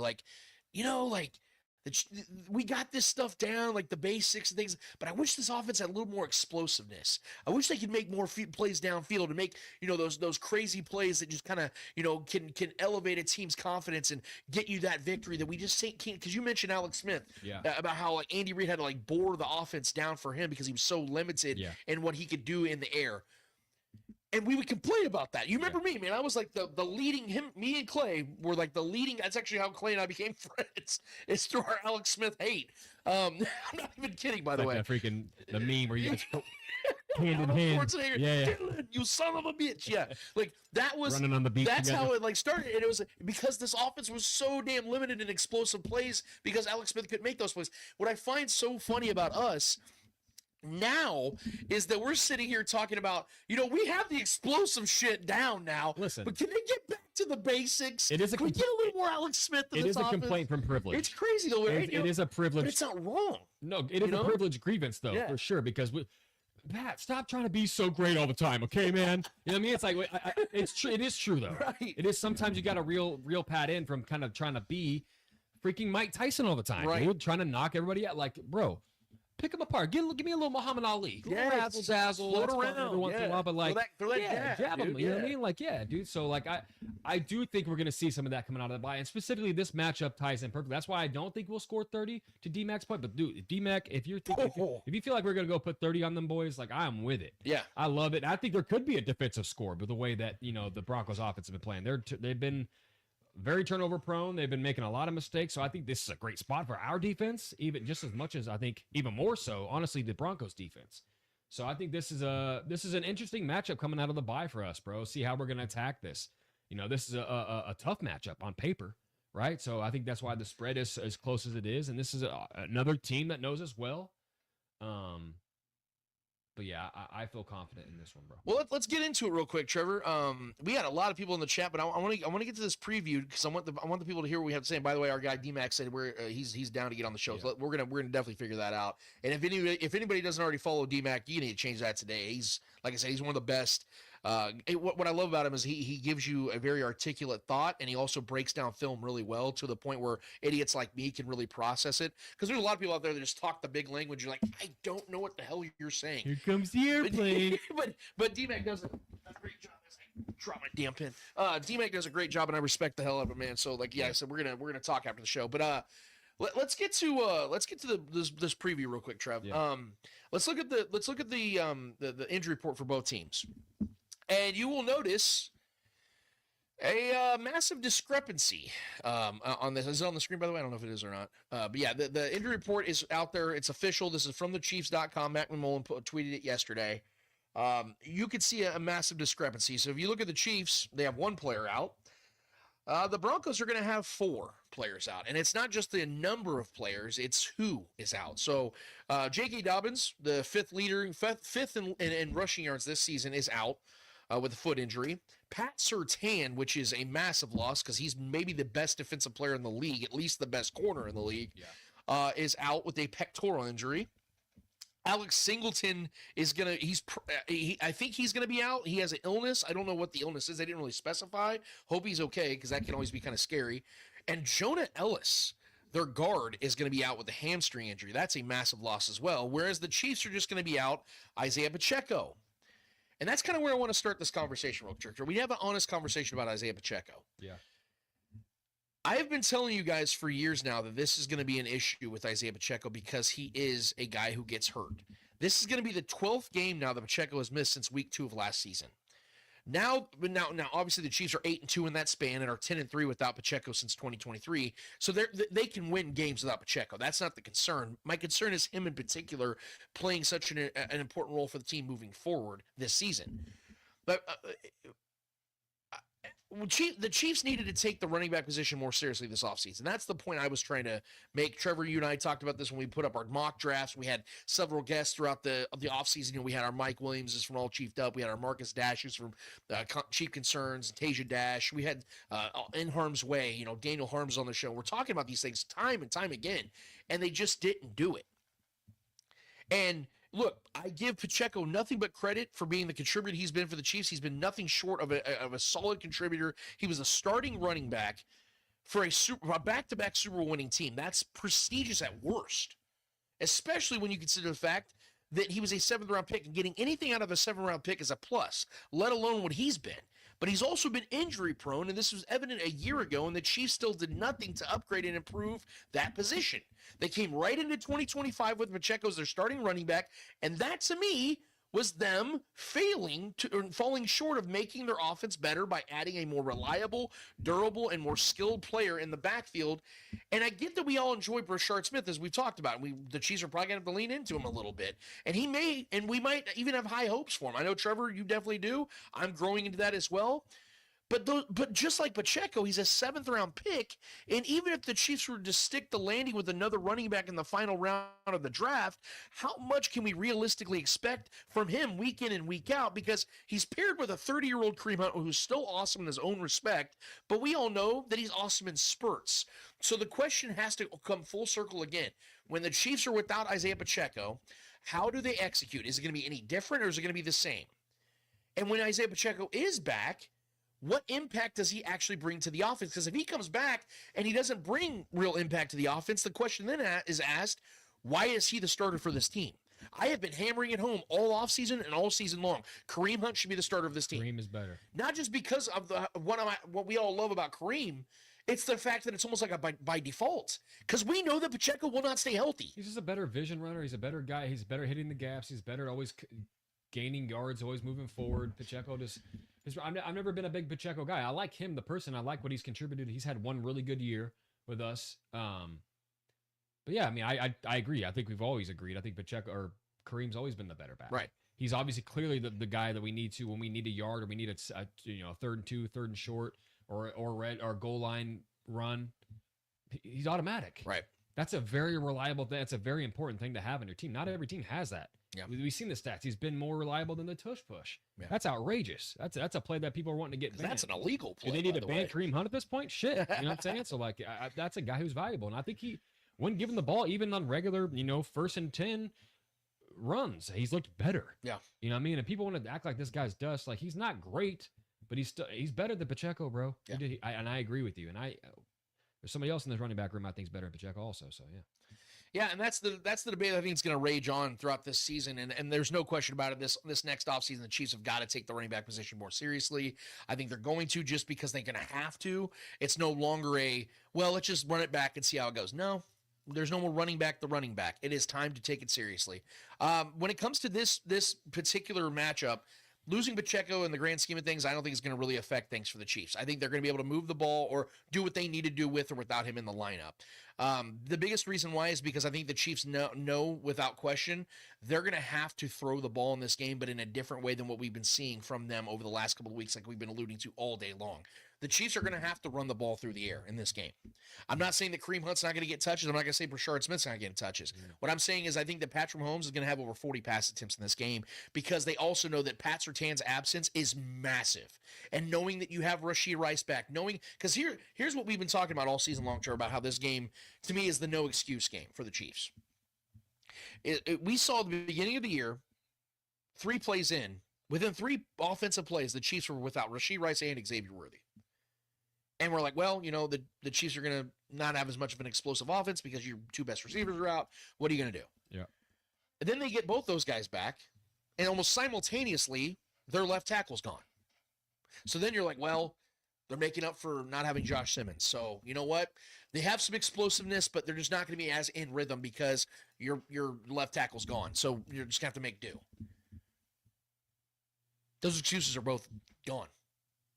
Rashee Rice is back. Xavier Worthy's back. Josh Simmons is back. And this is so coincidentally, maybe, and I don't even know if maybe is necessary in this, the biggest game of the season. So you have all your pieces back right in time for the biggest, most important game of your season. There are no excuses for the Chiefs in this game. There is a reason why this team is 3.5-point favorites. The biggest reason why, even with the Chiefs having issues offensively, is they have such a significant advantage in this game offensively. Significantly. This is shout out to our guys at Chief Concerns. They sent me this stat this week. This is a crazy stat, as they put. So more 3-and-outs. This is when it comes to the Broncos offense. They have more 3-and-outs than the Panthers, 1 touchdown in their last 17 possessions, one of 2 teams to trail in every game, 29th in yards per pass attempt at 6.1, and Nick's is 28 in completion percentage at 61%. That's why I say this is if anything, this is a great spot for our defense more than anything in this game. Jesse Newell, if we can put that one up there real quick, Trevor. Jesse Newell. The Broncos have had 53 punts this year. The Chiefs are at 22. The Chiefs have less or under half. Like they don't even have a half of their punts. That's crazy. And we see the injuries the Broncos are taking on. We've seen how incompetent their quarterback has been. The Chiefs went through their early chunk of the season, like I said, without their skill players. Then they lost their left tackle. Now they have all 3 back. No excuses, guys. The Chiefs' backs are completely up against. I cannot emphasize that enough. I know there have been hyperbolic conversations in the past of, hey man, look, the Chiefs need this victory. Their backs are kind of up against the wall, but they're 8-2, leading the division by 3 games. So worst case scenario, they lose this game, and the pack gets a little bit closer. We know the Chiefs are going to wrap this division up. That is in no way, shape, or form the conversation right now. Yeah. We have not had that conversation all season because the Chiefs literally started the year 0-2. At no point this season have the Chiefs been in the driver's seat. They literally started the season off 0-2 and 0-1 in their own division. There is no room for error now. Think about what we're asking here. We're asking for the team that has been to 5 of the last 6 Super Bowls to play like a champion. Is that too much to ask? I don't think so. I don't think it's too much to ask for the Chiefs to go out there and play a game against an offense that literally can't move the ball against the fucking Raiders to go out there and beat them. I'm not asking the Chiefs to go out there and win 35-7. It'd be fun as fuck. I would love it very much. It'd make one hell of a Sunday for me, Trev. You and I would be having multiple stogies that day. And maybe that does happen. But all I'm asking from the Chiefs in this game, Trevor, is to fucking win.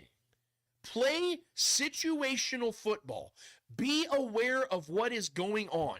When you see what the other team is doing to you, and you're seeing how they're playing you defensively, adjust if it isn't working. If they, by some measure, say, you know what? We're going to play single high safety and we're going to blitz Patrick Mahomes. That'd be awesome. I don't expect it, though. I think what the Broncos are going to do is see what the Bills did, and they're going to say, we're going to do exactly that, and we're going to see what the Chiefs can do against it in a hostile environment, back-to-back weeks. Let's see if they can beat us. But here's the thing, Trevor. This is the way I think this game needs to go, because I'm going to say this right now. I don't see any real scenario. If Spagnuolo, who now is all of a sudden up for coaching conversations again, which I don't expect to happen, just to narrow that down, guys. I don't think he's going anywhere. I think he would retire before he'd take a head coaching job again. He's 66 years old. If Spagnuolo is that DC that we know him to be, if we think this defense is a top 10 defense, there is no reason in the world the Broncos score 14 or more points in this game. Yeah. There is no reason. Because this Broncos offense is not good. Flat out. It is inept. Yeah. Everybody, have you heard, I don't know if you, because like you said, you're not on social media like I am. I'm an obsessed motherfucker. There's been these weird conversations I keep hearing people say, man, this Broncos team, dude, they're a lot like the 2024 Chiefs. Like they squeak out these victories. They keep winning all these one-score games in wild fashion. No. God, no. It is not the same thing, because first of all, the Chiefs started off 9-0 last season.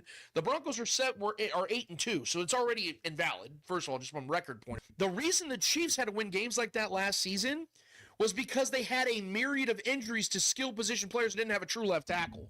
The Broncos are winning games like they have because their quarterback sucks.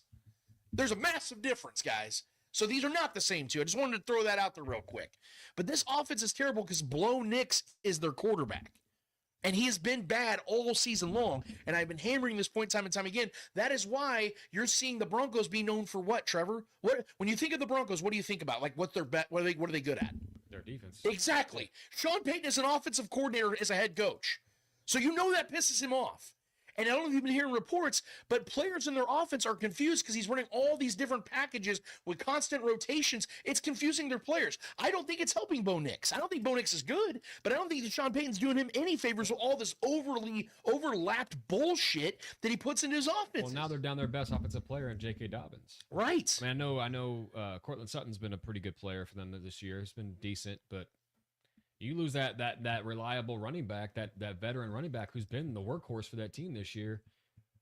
Now you're dependent on Bo Nix and an R.J. Harvey rookie running back and Cortland Sutton who's been hit and miss. And it, yeah, man. I mean, it's their offense has been pretty much cheeks all year, bro. Outside of a couple really big blow up fourth quarters that have been very opportunistic. Granted, their defense has forced some turnovers and put them in good scoring position to do so. Yeah, and some tip touchdown passes that have happened, and things like that. Yeah, but I mean, at the same time, I respect the Broncos defense, and I think they're going to bring it. And I think seeing what we just did against the depleted defense of the Buffalo Bills, the Chiefs have to go prove that they can go put up points against really good defense. Because we put up good points against some defenses that were so-so. Washington, don't care. It's a terrible defense right now. Detroit, when we face them, depleted and bad defense. They give a lot of points even when healthy. So we got to go prove that we can take care of this defense, man, and this the divisional team that knows us well. Say what you want about Sean Payton. He's made games tight in the past couple seasons with us, but I have nothing but blind faith in this Chiefs team to go. You said just win. I don't care if you have to adjust. If that defense comes out and gives us something, a look, and we need to run the ball, run the ball. If that defense is giving us a look and they're pressing and they're getting up on us, beat them over the top. If they're playing a soft shell defense, utilize the speed of Xavier Worthy, get quick touches, jet sweeps, and things like that to beat those guys. Get the ball out quick so we can get good chunk plays. Get the ball to Rasheed quickly. Get the ball to Kelsey quickly. Things like that, man. Yeah. Like, take what they give you, bro. We don't have to try to depend on the heroics of Patrick Mahomes. If need be, yes. We know that can happen, but just go beat this team. We know we're better than them. We had a rude awakening last game against the Buffalo Bills, a team we should have beat. It's frustrating. What you're saying is 100% correct, because look, Vegas doesn't lie. It's a money-making business. The Chiefs are still the clear favorites to win the Super Bowl. They are the favorites still to win the AFC, or they're second in the AFC West voting right now, which is wild. But they're second. If they win this game, they go up to 51%. When the Broncos dropped, I think, to 32%. Vegas knows we don't need to win our division to go to the Super Bowl again. The Broncos are 8-2, and the Chiefs are 5-4, and the Chiefs are 3.5-point favorites on the road. Mm-hmm. Vegas knows what we know, Trevor. We all know. There's no mystery to this. It's not like we said, we're not sitting here trying to figure out the Chiefs. We're just trying to figure out why they don't execute when we know they can. Remember I made that comparison a few weeks ago about it's like that person that's just got all this potential. Dude, just if you just got it, if you just woke up, so money you don't even know. Yeah, exactly. Yeah. Swingers you're so money, bro. You don't even know it. That's what I feel like with the Chiefs. I'm you just want to shake him, bruh, you're so damn good. You guys, look what you guys have done over these last 7 years. Just wake the hell up and play your game. I know that sounds so simplified, but sometimes the most complicated things are the things that we just don't simplify. And that's what I think the Chiefs need to do is simplify this shit. So when it comes to this matchup, Trevor, this is how the Chiefs have to do it. And I know this sounds weird, but I'm going to break it down as to why it makes sense. At least I think it does. The Chiefs have the Chiefs have to utilize the Broncos game plan against themselves. What do I mean by that? Because, usually it's everybody's going to try to, play at the Chiefs. It's their A-game effort coming at the Chiefs. Yeah. No, the Chiefs need to do that to them. They need to go after them in their own way. What do I mean by that? The Chiefs need to play offense as if it was 2023 again. You need to play a more boring style of offense in this game. Biggest reason why.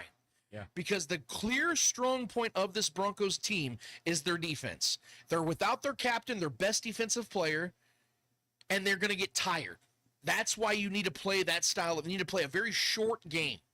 Make this a 2.5-hour game where the Chiefs are playing methodical football, keeping the Broncos defense on the field in thin air, making them worn out early in the game. Biggest other reason of that is because that crowd is going to be hostile as fuck.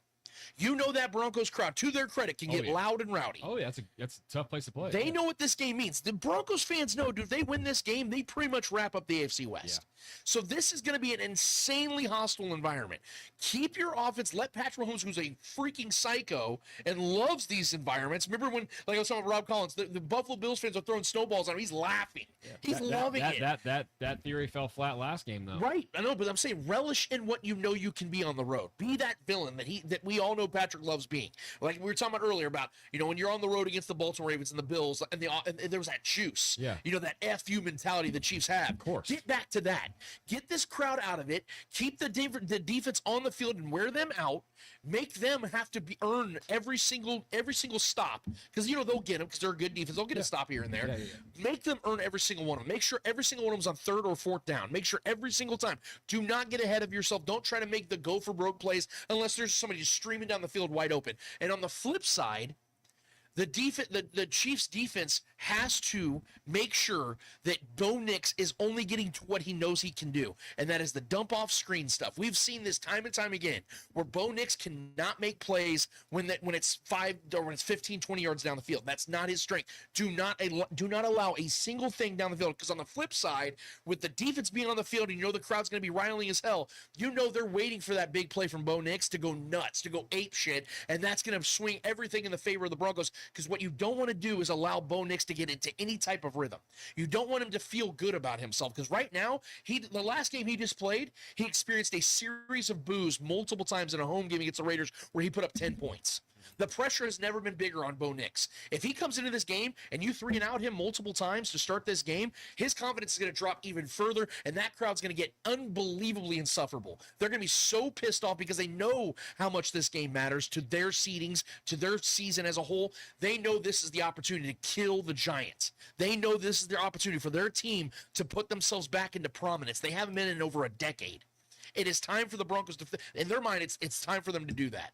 That is why the Chiefs have to utilize their game plan against them. Play a slow, methodical game. Don't worry about the sexy shit. Don't worry about chucking the ball down 55 yards. We love it. It's fun.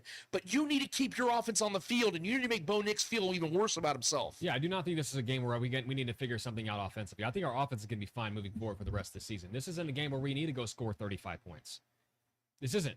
I don't need that. Right. I need a good I need proof that we're paying attention. I need proof that this leadership, this coaching staff is paying, that Patrick Mahomes is paying attention and is understanding, listen, like you said, just win this game at all costs. Take what they're giving us. Audible the hell out of these plays if you're seeing something you don't like and you want to adjust and you think you can get an edge on somebody and you need to just audible to a run. If you're playing, in shotgun, you need to audible and get under center and just run the ball, cream hunt. Do that. Yeah. I want to see you adjust and commit to just winning a game instead of just beating teams your way, no matter what. Right. We don't have to die by the sword, right? We don't have to live and die by the sword in this game. Just straight up out-duel these guys and just do what we do. You know what I mean? We don't need it. Like you said, you think Patrick Mahomes is going to go out there and throw the ball 50 times. I don't think we need to do that. I think 40. I don't think we need to do that, though. I think we can go out there and have a good 60-40 split between running and passing, which is probably not going to happen because we don't do it. But I would be happy if this game was boring as shit. Can I just say, and we go win by 7. I don't mean to interrupt. I don't. I want you to continue. Let me contextualize real quick what I mean by that. So you notice what I was saying about keeping the offense on the field, making their defense at the play. Yeah. What I'm talking about is get like 10 to 12 play drives. So if Patrick Mahomes throws the ball 40 times, I'm not saying that it's going to be like those where he's got 8.5 yards an attempt. Play patient football. Yes. I'm talking about like dump off screens.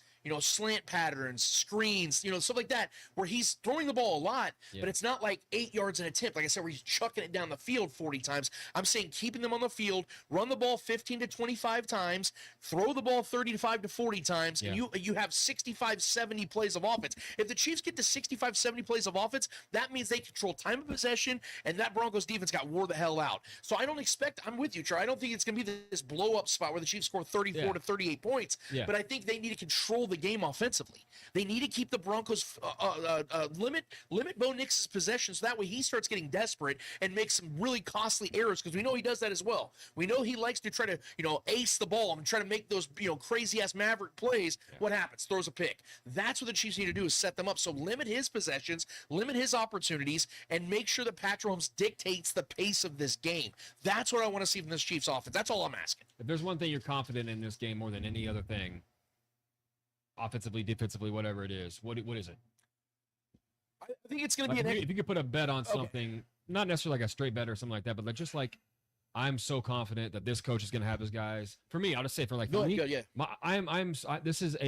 this is going to be a dominant game from our Chiefs defense. Okay. I think the Chiefs defense is going to come out here and just absolutely just wreak havoc. And I know that, and it's funny because the talking point all week has been the Broncos defense. and how dominant they've been. But we've seen Jackson Dart and quarterbacks alike go out there and just dot them up. So I mean, I don't need Pat to go be incredible. I don't need that. I think this defense is going to be insane. I think our defense is going to, I think Spags is going to be in his bag. I think we're going to call him Bagnolo again this week, because I think we're going to see a lot of sneaky blitzes and some weird stunts and twists and things. I think this is a get right game for our defense in so many ways. And I think it's going to be a really, really long game for Bo Nix. And that, if anything, I'm confident, and I'm confident that this is going to be an absolute blow-up spot for our defense. I think it's going to be an absolute dominant performance. And this might sound backwards. I will say that I think if we're looking at the defensive side, I'll be more like I'll give you more of a like microscopic take. I think if there was a part of the defense that I'm so certain on this week to do their job, it's gonna be the secondary. Yeah. I think they're gonna lock down Cortland Sutton and Franklin and those guys. I think the only guy offensively that's gonna probably do anything as far as receivers wise, Evan Ingram, because we know the Chiefs do struggle with tight ends. Well, I do think this is a great spot for Leo Chenal too. Sure. Guys like Leo Chenal and guys like that. I think he could play a lot of spy, because we know Bo Nix will take off and run with. He's an opportunistic runner, and he's very good at it. He's a very good athlete with his legs. But I think guys like Leo Chenal could really be a problem. I will give you the one part, though, that I am the most confident in. Like, if I'm going to lock something in, it's going to be Patrick Mahomes making situational plays. I know he didn't do that this last week against the Bills, but I know what this game means, and I know it means that much to Patrick Mahomes. I'm telling you right now, there's going to be like 3 or 4 plays in this game. You're like, okay, there was the breaking glass in case of emergency. Like, you needed Patrick Mahomes on a 3rd and 6 to roll out and get 14 yards with his feet. You needed Patrick Mahomes to get a 3rd and 9. He hits Travis Kelce for 15 yards. Like, you're going to see those moments, and I am so confident he's going to do that. But again, to reemphasize my whole entire take from earlier in the show, I don't want to see those plays attempted 14 to 20 times. I want to see a methodical, schematic offense, and then Patrick's, hey, I'm about to go do some magical shit, Andy, watch this. And then he goes and does it 2 to 3 times. That's what you want to see. Because we know, we've always heard, like, Jason Dunn and other players always talk about, like, football games are always decided by a couple of plays. That's what makes Patrick so damn great, is he can do the things that Tom Brady can never do. That's why, if you notice, all of Tom Brady's like biggest wins of his career weren't because of some great play he made. It was because the team made a big play. They made a big stop on defense, or Vinatieri made a big field goal. Like, it wasn't ever that Tom made this great throw, or he went out and shook a dude and got a first down. That was never Tom's game. Yeah. Patrick is that guy. He always makes the play. So that's what I think is going to happen this week, is that he's going to run a very balanced offense. At least I hope so. And then you're going to see Patrick make those magical plays that we know he can and will do to seal up a victory. So I say all that to say, Trevor, I want to get your key factor, key players of this game. It can be, like I said, we know the rules here. You can be offensive, defensive, or one of the other, or a random wild card. Who do you got? Yeah, so defensively, I'm going Brian Cook in this game. Feels like I agree with you with the secondary.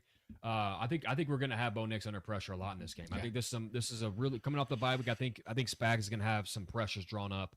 I think Bo Nix is going to be very uncomfortable the entirety of this game. Okay. And I think he's going to make some mistakes, and I think there's a really good chance that he can float one up. And we know a guy who's a good ball hawk out there, and has gotten interceptions in the past when balls are kind of floated up there, and a guy that has speed and covers a lot of ground quickly. Brian Cook is one of those guys. He's also a guy that can force fumbles. He's just a good playmaker, and he's been playing very good this year. And this feels like another good spot for him in this matchup to make a play, whether it's force a fumble, whether it's get a pick, something. I think he's going to make a play here, or just be awesome, or just come off the edge, just come out, has maybe Spags draws up a blitz for him. We've seen Spags do that with guys like him and Trent McDuffie, L'Jarius Sneed in the past. Those are very effective plays, and Bo Nix is not good at seeing those coming. He's not. So I think some disguised blitzes, maybe with Brian Cook blitz, maybe a forced fumble, big sack, something like that, or an interception. He's going to make a play. I love our secondary and our defense in general in this game, for sure. Offensively, man, listen, that was my call as well. I think Patrick Mahomes is going to run a lot in this game. I think this is just, we've seen it, the over my dead body kind of plays. Yeah. Pat, if I'll give credit to that Broncos defensive line. They get pressure.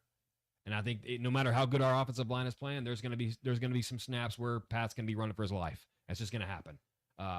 They have dogs in that team. So I think Pat's going to have to make some plays, extend some plays, maybe make some throws downfield, like you said, roll out, run to the sideline, make a throw before he's out of bounds. We see him do that stuff all the time. So whether it's running for 25 yards on a broken play and no one's open downfield and everyone's downfield and he just takes off, I think we're going to see plenty of that. But Bonus, though, I do think coming out of the bye, I think Andy Reid really starts to dial in and draw some things up for Brashard Smith.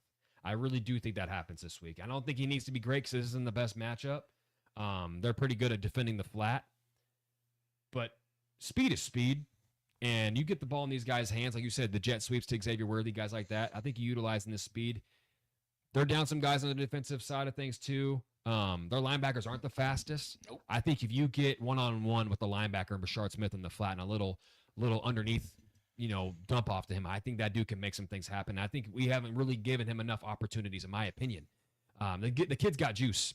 Even as a runner, I think he does. He has more juice than people give him credit for. Not saying he's some world beater, but I think this is a guy that can give us an edge. We've missed that McKinnon role. He's never probably going to be Jet McKinnon because he was a freak athlete too, and he was a seamless fit.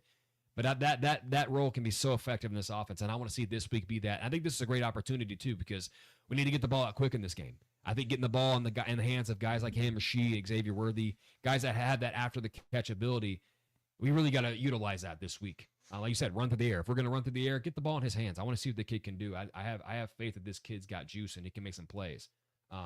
So between Pat's legs and Brashard Smith in the passing game, that's what I want to see, and I'm expecting to see more of that coming out of the bye.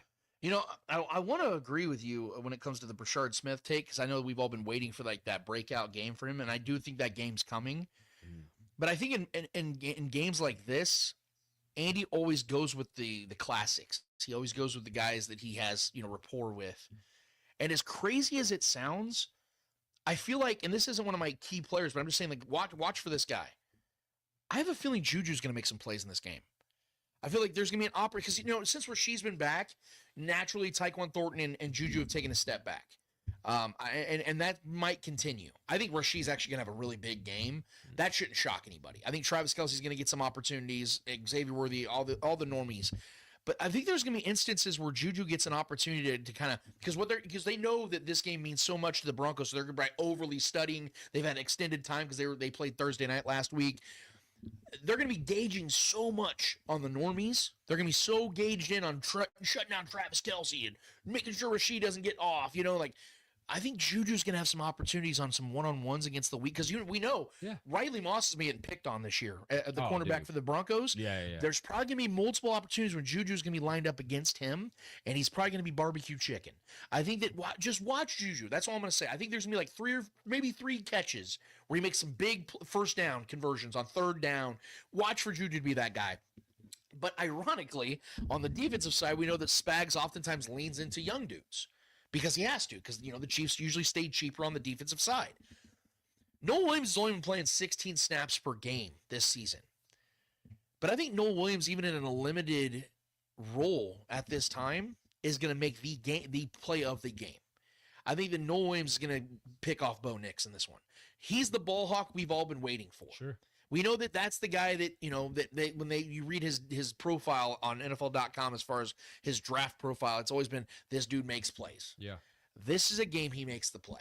This is the game where he goes out there and on a big pressure situation, Bo Nix inexplicably throws a ball up and Noah Williams goes up and get that bitch. This is a game that Noah Williams gets his first career interception. I'm predicting that now. Noah Williams gets his first interception of his career. My other wild card, or my other key factor of this game, or X factor of this game, is Harrison Butker.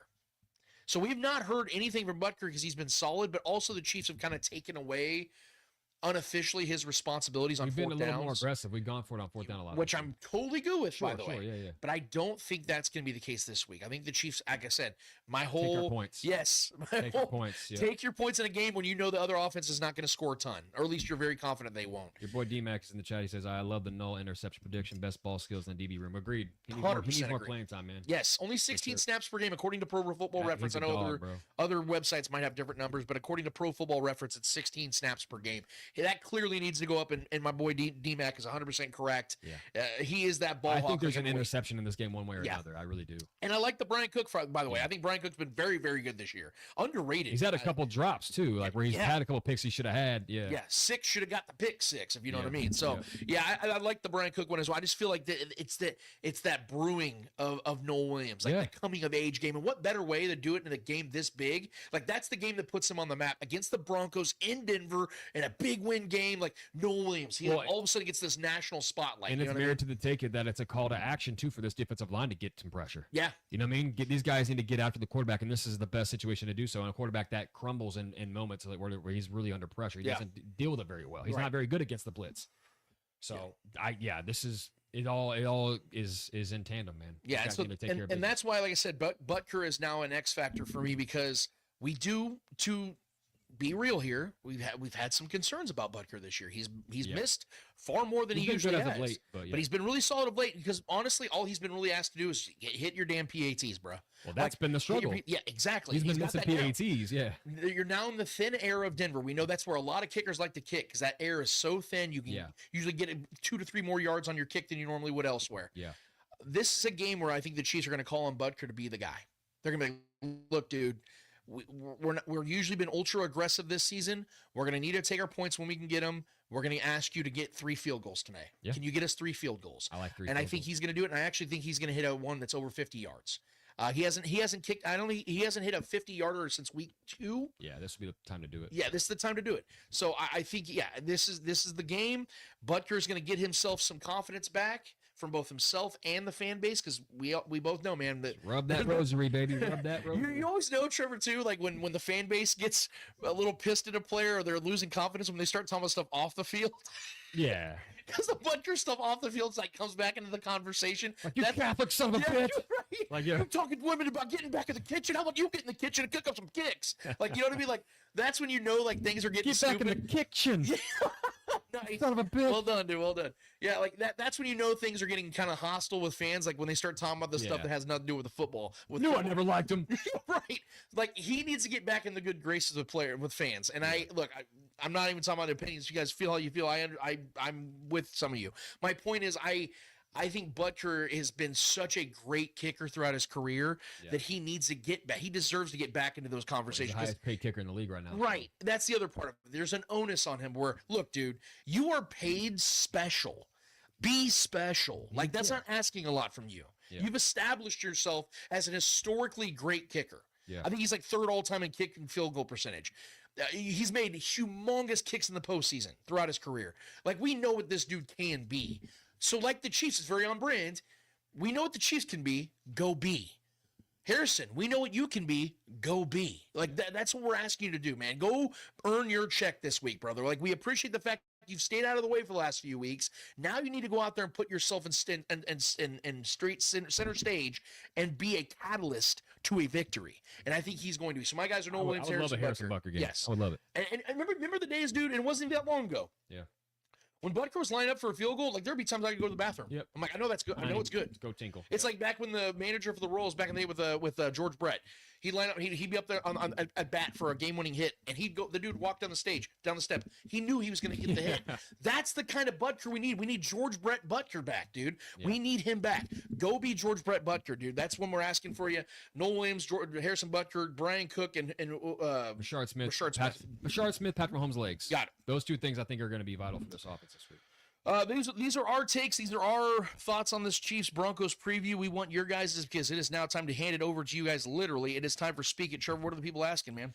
All right, man. It's been a lively chat this week. I appreciate it and got Hell love yeah. for all you guys, man. Much love. We got content creators, we got fans, we got everybody in this chat, man. It's all one big family over here, dude. Yeah. So Clear the Air with E earlier in the show did ask this, and I just want to reiterate and give him his time because he did ask a question. Okay. Lance and Trevor, what's up? Can't wait for the show. Go Chiefs. Key players on offense and on defense. I just wanted to get them. We just obviously gave you ours. We unofficially answered. Sorry. Yeah, no. Yeah, so it is what it is. I just wanted to give the question its due. Cell 32 alt. Speak it. I saw that. Oh, here we go. I saw that Carrington Harrison episode where you were talking to him. He's a piece of shit. I applaud you for keeping your cool. I will say this. First of all, I do appreciate you having my back on everything like that. I don't believe that Carrington is a bad human being at all. I don't support that part of it. I do appreciate your support, and I love the fact you're part of our show. What happened on that episode, I've left it there. We had our discussion. I came with receipts. He came with insults. That's his choice. And you know what? Best of luck to him and his show. I wish him nothing but success, but I did have issues, and I went to the show with those issues, and I left it at that. He did things the way he wanted to do that, and that's his style, that's his way, that's his brand, because he used that word a lot. That's his brand. That's his way of coming at human beings, and that's fine. But I do appreciate the sport. I really genuinely, I mean that when I say that. I'm not just saying that to say it. You being here with us here on this show, a show that is driven by conversation and community and take integrity. The fact you want to be here with us, man, and have my back on things, that means the world, man. So I really do appreciate it. Yeah, for sure. Christinia Thomas is a new name in the chat. Made a comment earlier. I just wanted to highlight somebody who was new in the chat that I haven't seen before. So Christinia Thomas. Pat needs to get the ball out quicker. Also run the damn ball. And Andy Reid, please have an updated play game and don't try to do a lot of deep balls and use Thornton more. I just wanted to give Christiana Thomas her moment here in the chat. Just not wrong at all. Highlight new, but yeah, that's. Thank you for being here. Yeah. To add into the content that we've been saying on the show so far today, we agree with you. I think outside of maybe Thornton, I don't mind getting Thornton some more run. He was very productive when he was out there. So if he's the deep threat we need right now, and it's not X, maybe X isn't fully healthy, I'm with it. I don't think any of us are going to complain if we come back here on Saturday next week and go, dude, Tyquan Thornton caught a 65-yard touchdown. Like, no one's going to complain about that. Obviously we know that guy was such an underrated blessing for this team, because we have to think about the 6 weeks they didn't have Rashee Rice. Yeah. Imagine that without Tyquan Thornton. Like, where would the offense have been? Because he was such a catalyst for those first 5+ weeks. I mean, he was the guy that was making all the headlines about the Chiefs' deep balls back. Right. It was because of him. Right. Xavier Worthy was out a couple of those games. Right. He was out there eating. So, I mean, I think the height element, too, matters a lot, too. I think him being a taller guy, 6'4", isn't he? we don't always have. Right. And that's a whole other I know, thing. we've been wanting that. That's what with our guy Shaggy, that's what he wanted, Justin Ross to be. Yeah. Because he was the same profile kind of player. He needs to change his not scheme, but he has this love for undersized speedsters, and that's just not working here in Kansas City. The one receiver they've gotten so far that's become a star is who? Rashee Rice, who's 6'1".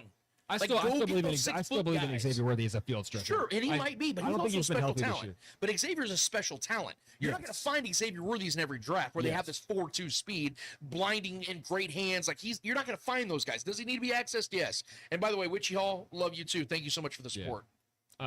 So Todd toll free. I think Denver defense besides playing Philly has feasted on bad offenses, but the Giants QB Jackson Dart dotted this defense up until the fourth quarter. Listen, agreed. And you play who was on your schedule. I get it, but like, they have pulled out some wins out of their ass at the teams that they shouldn't even been losing to on paper, right? So I mean, like I said, just beat this team. Like that, when it comes down to it, we've seen rookie Jackson Dart go out there and just absolutely dot them up, like you said. I agree with you, Todd, here. So if he can do that, Pat can do that. I don't even think we need to do that. Just play straight up football. I think we beat this team. Clear the air with E. Speak it. Who scores the first TD for the Chiefs? I agree with you that you guys said earlier about Worthy. Use Worthy like they did Hill earlier in his career. Mahomes' offense needs to gain yards by 1,000 cuts, 10,000 cuts. Rashee Rice scores the first touchdown.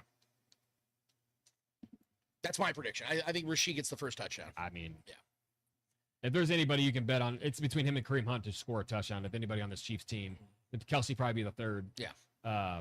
Or maybe Mahomes running one in too. I think is a solid bet as well. Because when things get tight, we know Mahomes, the play breaks down and Pat can rush one in. Yeah. These divisional games, he likes to do that.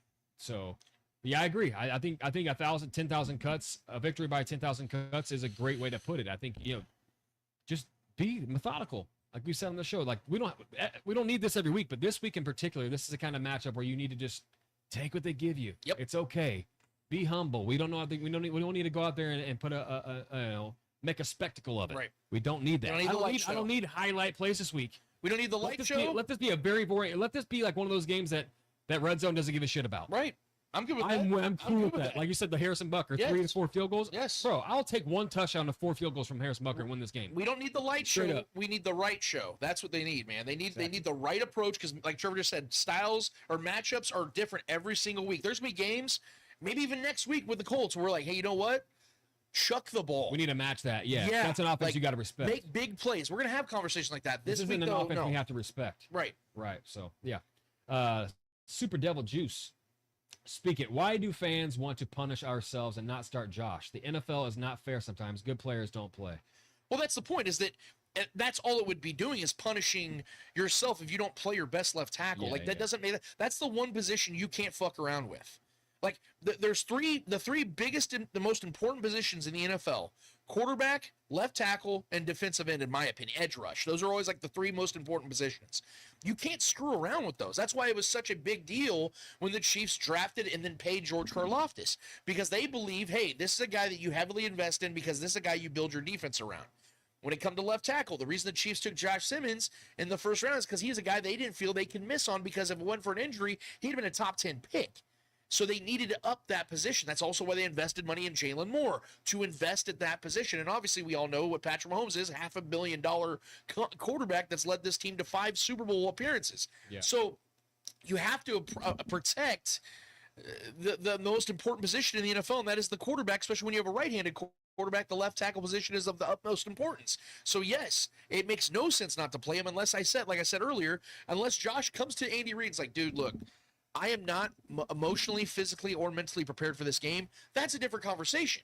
But from everything we know, he is mentally, physically, and emotionally ready for this game. So play him. There's no, like I said, if he was coming off an injury and he practiced all week, we're all sitting here celebrating the fact he's back. We're not even talking as to whether he should play or not. But he's coming back from a non-injury and everyone's concerned. That doesn't make any sense to me. Clear the air with E. Speak it. In the last competitive game against the Broncos last year, there are 10 players who caught passes from Mahomes versus the Broncos. Can you name them? Oh, I'll go ahead and I'll start. Travis Kelce. I'll say Xavier Worthy. I'll say Noah Gray. Juju Smith-Schuster. Kareem Hunt. Juju. Hold on. I'm trying to think here. Another tight end, maybe. No. Was it Justin Watson? Probably Justin Watson. Bro, that's I'm 5 right there. Shit. 10 players definitely caught the ball. That's Yeah, that's a great question. Honestly, you've got me on that one, man. So I'm gonna say, yeah, those are the 5 confident I am. But yeah, I don't know who else. But 10, that's very on brand though, because Patrick Mahomes loves spreading the ball around. And I would be totally okay with if he did that again this week, man, because what that's going to do is keep that defense on its heels. Yeah. If you just keep feeding Rasheed, I'm not going to be mad. Well, that's what we've been doing all year. Yeah, feed 8 to 10 guys. Oh, yeah, we'll be happy with that. Clear the air with E. He follows that up, says Kareem Hunt was our leading receiver that game. Damn, you're right. He had a couple of those big chunk plays. Holy shit, I totally forgot about that. That's a great callback, man. Juju Smith-Schuster didn't have a catch. Well, give us the answer. Well, quit teasing us, hell. Or easy. Yeah, I don't know. I don't remember, bro. Damn. I'm just a Quit dangling, a bro. dumb podcast over here. I don't know. Let's see. So there was that one. Cell 32. Oh, speak it. This team is insanely talented, but there is no urgency. From Pat to Andy and Kelsey, and the shit that's been going on this season with not getting up for games is just unacceptable. I echo those are unacceptable. Yeah, like us being a team that just went to 3 straight Super Bowls and coming out and talking about, oh, they wanted it more. No, it's not acceptable. That don't fly here, bro. We ain't the Panthers. We ain't the Panthers, bro. You're correct on that. I would retweet that take right now if that was on Twitter, because that's 100% correct. Oh, clearly with you said Peyton Hendershot had a catch and Justin Ross had an appearance. Good Lord, what a weird game, dude. That doesn't go to show you how last year went. Bro. Last year was such 88. Remember he took Gonzalez's number. Yeah. Peyton, he was the one that almost got anybody with a pulse, bro, can get a ball from that. Jesus Christ. I think Andy Reid caught one on the sideline. Fuck. Cell 32 all speak it. This is a bad matchup in my opinion. Our defense is overrated this year in my opinion. No pass rush at all. That's true. And like I said earlier, the organizational urgency and no move at the deadline. Fair points. Overrated, I disagree. We don't allow a lot of points. Our red zone defense is fucking elite. Straight up.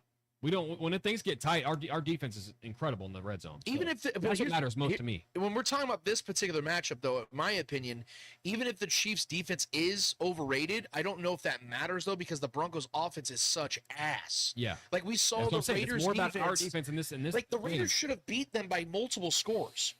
They had multiple touchdowns. And they had some dumbass penalties. Yes. Yeah, there were some dumb penalties. They screwed themselves. They should have won that game. And they missed a field goal. There's like 17 points left on the board. They should have smacked the Broncos in their house in prime time. So even if you're right, even if this defense is just a smidge overrated or a lot overrated, to me that doesn't really matter, because I think any just like good defense, solid defense, a top 20 defense can give this Broncos offense fits. Yeah. So I think we all can agree the Chiefs defense is a top 20 defense. So I think that we can all sit here and I know, you know what I'm saying? Like, if people think they're overrated. You know what I'm saying? Like, I disagree with the overrated thing. I think they're a top 10 defense. I don't think they're overrated. I think they have issues. Obviously, you said pass rush is bad. They can't stop quarterbacks running. The tight ends usually go off on this defense. Listen, but when it comes to the grand scheme of things, this defense can't the claim way I see it, like there's so many different ways to grade out defenses. Like some people, like yes, we need more pressure, we need more sacks. But we've seen year in year out, there's teams that are leading up there in the top 10, top 5 in sacks, but they allow 20, 24 points a game. Yeah. Which would you rather have? I'd rather be the team that doesn't allow enough points. Or that is in the league, you know, top of as far as points allowed. Yeah. That's all that matters to me. I know, I trust me. Visually, I want to see Chris Jones get a sack this year. That'd be cool. I want to see George Karlaftis get a few more sacks this year. That'd be cool. I want to see the sacks too. That matters, and it's fun. It makes it fun for the teams. But if we're allowing 13 points a game, that matters way more to me. If we're an elite defense and we put the clamps on teams in the red zone when things matter, and we can hold teams to 3 consistently, I'm cool with that, bro. And that's what, honestly, Spags has been a master at that. The bend don't break thing, it's annoying. I get it. We allow chunk plays between the 20s. And it's annoying. And we'll allow third and long complete, conversions. That shit's annoying. I get it. Sacks on third and longs would be cool. I would love that. But if we're only allowing a team to score 13 to 17 points in a game and we're putting up north of 20, 24 and getting dubs, I'm fine with it. I know it sucks, but like I'd rather be the team that doesn't allow that much points, but then compared to the team that's getting, a ton of sacks every week, but allowing 30 points a game. I'm good. I'd rather have this. Cell 32 all. Speak it. Josh Simmons better play like Trent Williams after the shit he pulled. If Nick Benito eats his lunch, the fan base will turn on him quick. Narrative do shift. I get it. I'm a little sensitive to what's going on with this family. I get it, but also we've been critical on this show as well towards him. And but I fully expect when Josh Simmons is on the field, we know who Josh Simmons is going to be.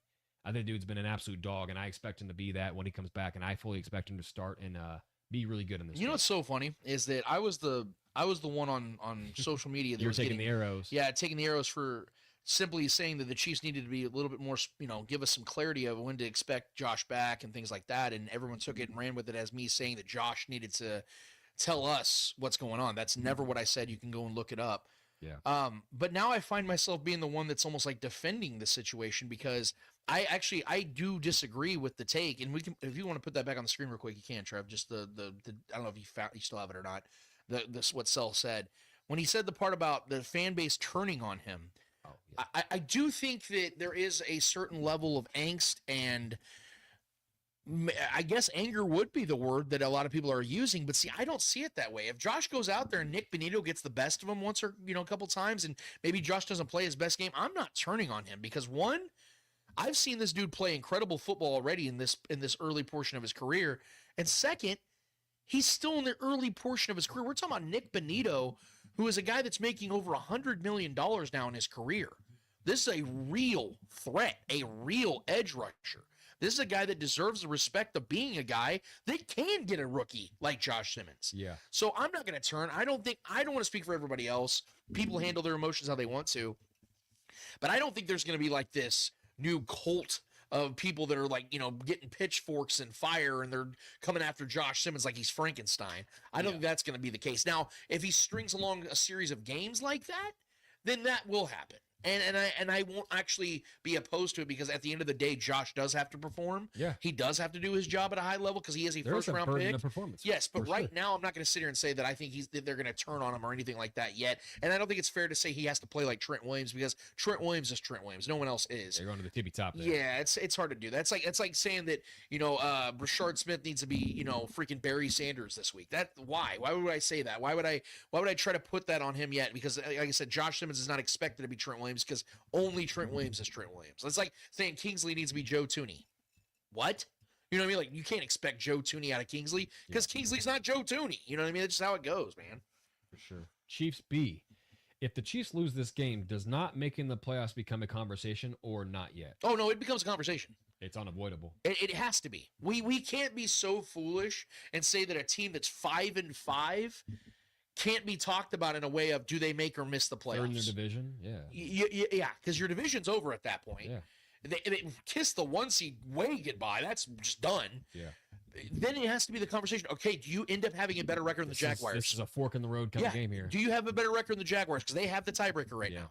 So that's the question. You have to, yes, it 100% becomes a legitimate question. That's why the Chiefs need to avoid it. Absolutely. And plus, it's the Broncos, man. Fuck. Beat the Broncos. Tough it all off. Shit talk all. Come on. Oh wait, my bad. That's not what I want to put up there. Let's see. John Harrison. This was the less of a question, but more of a statement. Chiefs tight ends may have some success against their D. Dalton Schultz had 6 for 77 2 weeks ago, and Bellinger for the Giants had 88 yards. Just saying. Yep. This is a good spot. I think this is a game where Travis Kelce can definitely get up for it, and I think Noah Gray could have a solid game here as well. He's kind of been getting utilized a little bit more along the way the last couple weeks. The Bills game was just a disaster all the way around. But I agree. That is one of the weak points of that Broncos defense. And I think underneath in general, a lot of underneath plays in general after the catch ability, they've been kind of suspect to allowing of that. But I will say too, to the Broncos skill set as well, they're similar to us. I mean, they get a lot more sacks than we do, but they play some bend don't break at times too, and they're really good in the red zone. So us finishing when we get in the red zone, finishing those plays is going to be a big part of that. And I think the tight ends could definitely come into play. But listen, I don't think we need to score a lot of points. I don't think we need to go get 3 touchdowns in this game to win this game comfortably. I really don't. And Yeah, I look, if my prediction holds firm and Patrick throws the ball 40 times, I think a lot of people are going to get targeted. I think a lot of people are going to get receptions. So I think that yes, there's a very good chance because in a weird way, Trevor, the offense still runs through Travis Kelce. Yeah, he's leading the team in yards, really receptions, targets. I mean, obviously Rashid missing 6 games plays a huge factor in that. Right. But every week we're seeing an uptick in Travis Kelce usage. And so I think that having Rashee Rice back opens up things for the tight ends, clearly. So, yeah, I would not be shocked at all, dude, if we're looking back after Sunday's game and Travis has 6 catches for 74 yards and a tutty. Yeah. Like, it wouldn't shock me. It wouldn't. Noah Gray has 3 catches for 30 yards and a touchdown. Like, none of that would shock me because I think that the Chiefs are going to throw to everybody. So, yeah, I think if they find weaknesses against these slower linebackers, take full advantage of it. Have Travis cook. Have Noah Gray cook. You know what I mean? Have some of these bigger, stronger weapons utilize their feet and get open in space. And, you know, on these 3rd and 5s and these 4th and 1s, you know, plays like that we know are going to play a factor in this game. Yeah, utilize those dudes. I'm 100% involved in that, dude. I love when the tight ends are getting involved. More than just because they have an all-time great Travis Kelce. But seeing Noah Gray get involved in the offense only opens things up even further for everybody else. Yeah. It opens up everything because then they're like, shit. Now we got to respect that dude because now he's getting hot. Now we've seen Noah Gray catch two balls on this drive alone. Like now he has to be a part of the execution of the adjustment, you know? For sure. Do you have a score prediction for this? Did we not give ours? Maybe I didn't give mine. Go ahead. Listen, I think this is a game. I agree with you. I think this is a Harrison Butker game, and that's something I've been thinking about all week. This is like I even said when we were talking about like putting bets in for this game. I think Harrison Butker over on kicking points is a good one. I don't think we score 20 points in this game. I think all we need is about 16 to 18 points. I don't think the Broncos score a touchdown in this game. Okay. We shut out the team that damn near beat them last week. Or not last week, but that Raiders game. Yeah, that Raiders game that they should have lost, in my opinion. We shut that team out entirely. And I think our defense is far superior to that Raiders defense. And it took some luck also for them to even score on that Raiders team. So I think a couple field goals tops is what I'm giving the Broncos. I have no faith in their offense. I think this is a great spot for our defense. I think tops, I'm going to say 3 points, but I'm going to give them 6. I think they can get, because I think they're going to want to be aggressive, and I think our defense is going to match that. I think the Chiefs only need to score 1 real touchdown in this game to win this game. I think it could be 3-4 field goals from Harrison Butker, and we can get a Kareem Hunt or a Kelce touchdown or a Rashee Rice touchdown. I think if we score 2 touchdowns, I'll be dude, that's like a cherry on top. Yeah. I don't think we're going to need to. I think 18-6 is going to be the score of this game, and it's going to be a boring game, but I think we win, and I think we just take care of business. I think we run the ball a fair amount, not too much. But I think we just go get this job done, man. I think this is going to be one of those games where it's just like, we got through it, we got the dub, on to the next, but it was a boring game. Yeah. That's where I'm at. Your final sentence is where I 100% agree with you on. Where I'm going to disagree just a little bit is the fact that I think that because we know how important this game is also to the Broncos, that I think you're going to see a little bit more of an uptick in their offense. I'm not saying they're going to be good. I think our defense is going to take their will. I hope you're right. What I'm saying is I hope you're right. My thing is because of the fact that we know, one, the Broncos do have a good offensive line, And 2, even though they are banged up, I will say that. I hope their offense comes out and try to fire on us. Right. I want that. Right. I want aggressive Bo Nix. That's when mistakes come into play. The J.K. Dobbins injury is the one And they can't play conservative?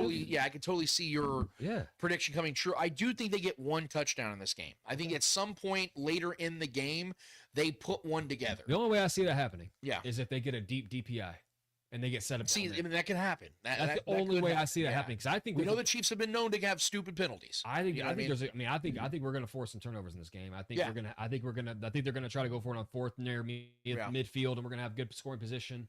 I don't think any offense really gets up in this game, if I'm being honest. Yeah. I think a lot of settling for field goals. I think Sean Payton's going to try to get aggressive. I think it's going to backfire because we've been really good on the teams trying to go for it on 4th this year. Yeah. We've seen the Detroit, who's one of the best teams at going for it and converting 4th downs. We were shutting that shit down. Yeah. You know what I mean? Even the Bills a couple times tried to go for it on 4th and we shut that shit down. Yeah. Our defense has been awesome, dude. I don't care what anybody says. Our defense has been awesome. I think our defense is going to go out there and absolutely take the soul of that offense away from the Broncos. And I think they thrive on being just a conservative offense, letting their defense do their job. They ain't going to have that opportunity this week. Yeah. I think here's the thing. I think there's going to be 5 field goals in this game. By both teams combined. I said Harrison Butker gets to 3, and I think that Will Lutz. Will Lutz is their kicker. He has 2 field goals in this game. But I do think the Broncos, because I will give enough respect to Sean Payton, I think he's going to have a couple plays drawn up to where they do execute them correctly and get 1 touchdown drive in this game. It's it's 48 minutes of football or 60 minutes of football.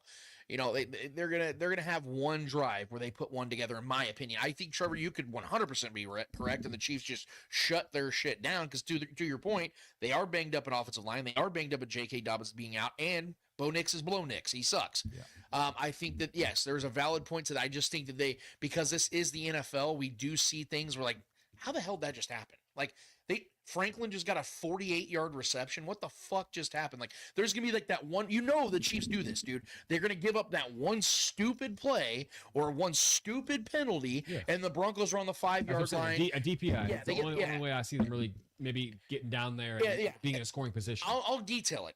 I think that's what happens. I think there is a big penalty that puts them down like the 5-yard line, and then Bo Nix rushes for a touchdown. Right. And then everyone's like, oh, shit, here we go. You know what I mean? Like, and everybody thinks that they're back. And then the Chiefs get methodical. I think that Patrick Mahomes is going to move the ball this game. I know the Broncos defense is awesome, but I think they're going to move the ball. I don't think the Chiefs score a ton of points. I agree with you on that, but I think the Chiefs get into the red zone 5 or 6 times in this game, and I think Butker finishes some of these drives off with field goals. I am predicting the Chiefs to win this game 23-13. I think it's a 10-point victory. Like you said, it's not sexy, it's not fun, and the Chiefs just kind of control the game. I don't think the Chiefs ever trail in this game. I think they lead the entire game, probably go up 3-0, something like that. Maybe score another touchdown, go up 10-0. Then that's when the Bo Nix touchdown happens. There could be a garbage time touchdown too for the Broncos. Sure. I just think this is going to be a dominant performance from our defense, and I think it's going to come. It's going to feel like it's going to be a shutoff. But like I said, if you hold a team under 14 points in the NFL, that's a dominant performance. I believe that. If you can hold an opponent in under 2 touchdowns, that is a dominant performance. So I think 13 points is one hell on the road in a must-win game, and a game that both teams need to win. You hold them to 13 points. Oh, I'm applauding the Chiefs defense. If you give up 1 touchdown in 4 quarters, you did your job. So I can live with that. You know what I mean? Because I think if the Chiefs hold them to 13 points, the Chiefs win this game by 10+ points. Because I think even though they don't need to score a lot of points, this offense is too damn good. And for the first time this season, they have their starting left tackle and their 2 best receiving options on the same field at the same time. Yeah, I like our chances, dude. So, yeah, give me 23-13. You said 18-6. That's an ugly score, dude. I love it. I fucking love it. Like, I almost have the Chiefs scoring more points than you have combined. I love that. That's awesome. It's okay. I love that score. It's, like, super ugly. If it's 18-6. We'll revisit this when I'm right. That is – no, you like, think about it. Like, when was the last time you saw an 18-6 score? Listen, dude, I just – I love that score, I think we're going to absolutely de-pants Bo Nix in this game. Straight up. I think we're going to take it from them. I think this team knows what this is, and we know we have the internal fortitude and the championship caliber-esque to go out there and take it from them. And I don't care, bro. I think this defense is going to get up for this. I think our defense is going to be fucking awesome. No, this is so funny, dude. Like when we make our predictions, there's times I like Trevor's prediction more than I like my own. Because I don't make we don't make predictions based on what we like. Oh yeah, we make predictions. I want to go put 40 on these boys. Yeah, dude, and if I had my way, 45-7. Yeah, give me 45-7. This just feels like a moment where Spags, you're like, you know what? I'm giving y'all the double. You're getting the double bird today. Spags is going to be in his bag, bro, and he. I think he could take. There's been blood in the water all season for Bo Nix, and teams, and he's been skating by, and they have this record. I get it, but there's been some blood in the water, and defense has been taking advantage of him, and he's been making a lot of mistakes, and I think this is where it rears its ugly head, and it couldn't come at a worse time than against the Chiefs. And everyone, and then all the chatter is going to be all the Chiefs are back, or all the fixes in again here. The league couldn't have the Chiefs lose because we're going to win in dominant fashion. And I don't care. I think this defense is going to go out there and it's absolutely embarrassing. Our guy D-Mac, I don't know if you saw what he said. He goes, for what it's worth, Chiefs third in red zone touchdown percentage at 70%. Broncos defense is middle of the pack in red zone touchdown. Allowed percentage at 58%. He goes, predictions aside, this is a win by any means game. I could not agree more, absolutely. Man. And that stat for us has gone up since we've had Rasheed back for sure. Oh, definitely. 100%. He scored 3 touchdowns in his first 2 games back. So yeah, having that guy back helps. I would love to see us run it up on these boys, but this is a situation where we don't need to. I think we can go, like I said, just play conservative. Now, if they want to, I'm okay with that. Get back in the win column. I get it. How much more of a statement game would that be, though, if the Chiefs said, you know what, we're dropping 38 today? Well, I mean, you were right. You were right when it came to the Raiders game. Remember, I said this is going to be more of a conservative game for the Chiefs. Yep. And nah, absolute shutout, just dominance. We just kept putting it on them. Yeah, so I mean, it could be that too. But I have a little bit more respect for this Broncos team defensively than I do the Raiders. Yeah. But yeah, man, this for me is less about Mahomes getting right and this offense getting right than it is this defense just showing John Harrison what we're capable of. In the Mahomes era, when the Chiefs give up 17 or less, they're 53-0. This defense is going to dominate. I'm telling you right now, dude. So let's see. We got a couple more here. Cell 32. I'll speak it. Islam or JDM tonight? I like Islam. I mean, JDM is. I love watching him play or him fight. Yeah. He's an entertaining fighter. He's worthy of this opportunity. But Islam is one of the greatest UFC fighters I've ever seen. He's so precise. Yeah, which is crazy. Yeah. I think it's only his second loss of his career. Yeah. Got his ass beat. I don't see him losing 2 straight fights, dude. I think he recalibrates, gets the dub. I do think it's going to be kind of a a more boring fight. I think he wins by decision, but I think it's wins by unanimous decision. I think that the grapple game, I think that his clinch, all those things, he's just going to score points. It's going to be tough because you know that JDM's going to want to put fists on him. Yeah. He's going to want to put fists on him because that's his style. I don't think it happens. I think that Islam wins the fight. And Chevs and Mayas, man. You don't fuck with him, dude. Yeah. We got Sarah Peters in the chat. Yo! Sorry I'm late. Love you guys. Fuck the Broncos. Yeah. See, hey, my girl SP out there in Denver. She lives in Denver, so she has to live in hostile territories on a 24/7. Yeah, exactly. Dude, by the way, great shit out there. But Sarah is one of my dearest friends. Love you so much. Thank you for always being one of the #1 fans of the show. She's believed in me since day one. She's believed in what we do here since day one. And for some reason, I love you so. Yeah, I know. Right? Don't know why the hell she does it, man. But she does it. She loves me for some reason. But shout out to Sarah for always living, like I said, in the hostile territory. We love you so much, and thank you for the support. And yes, I echo the sentiments of fucking of the Broncos. So let's do not literally, of course, but yes. Let's make the world watch.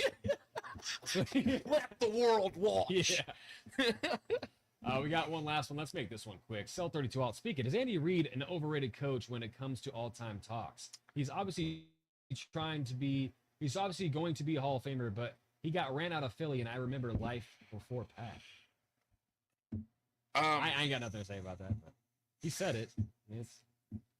I'm going to say that Andy Reid is not an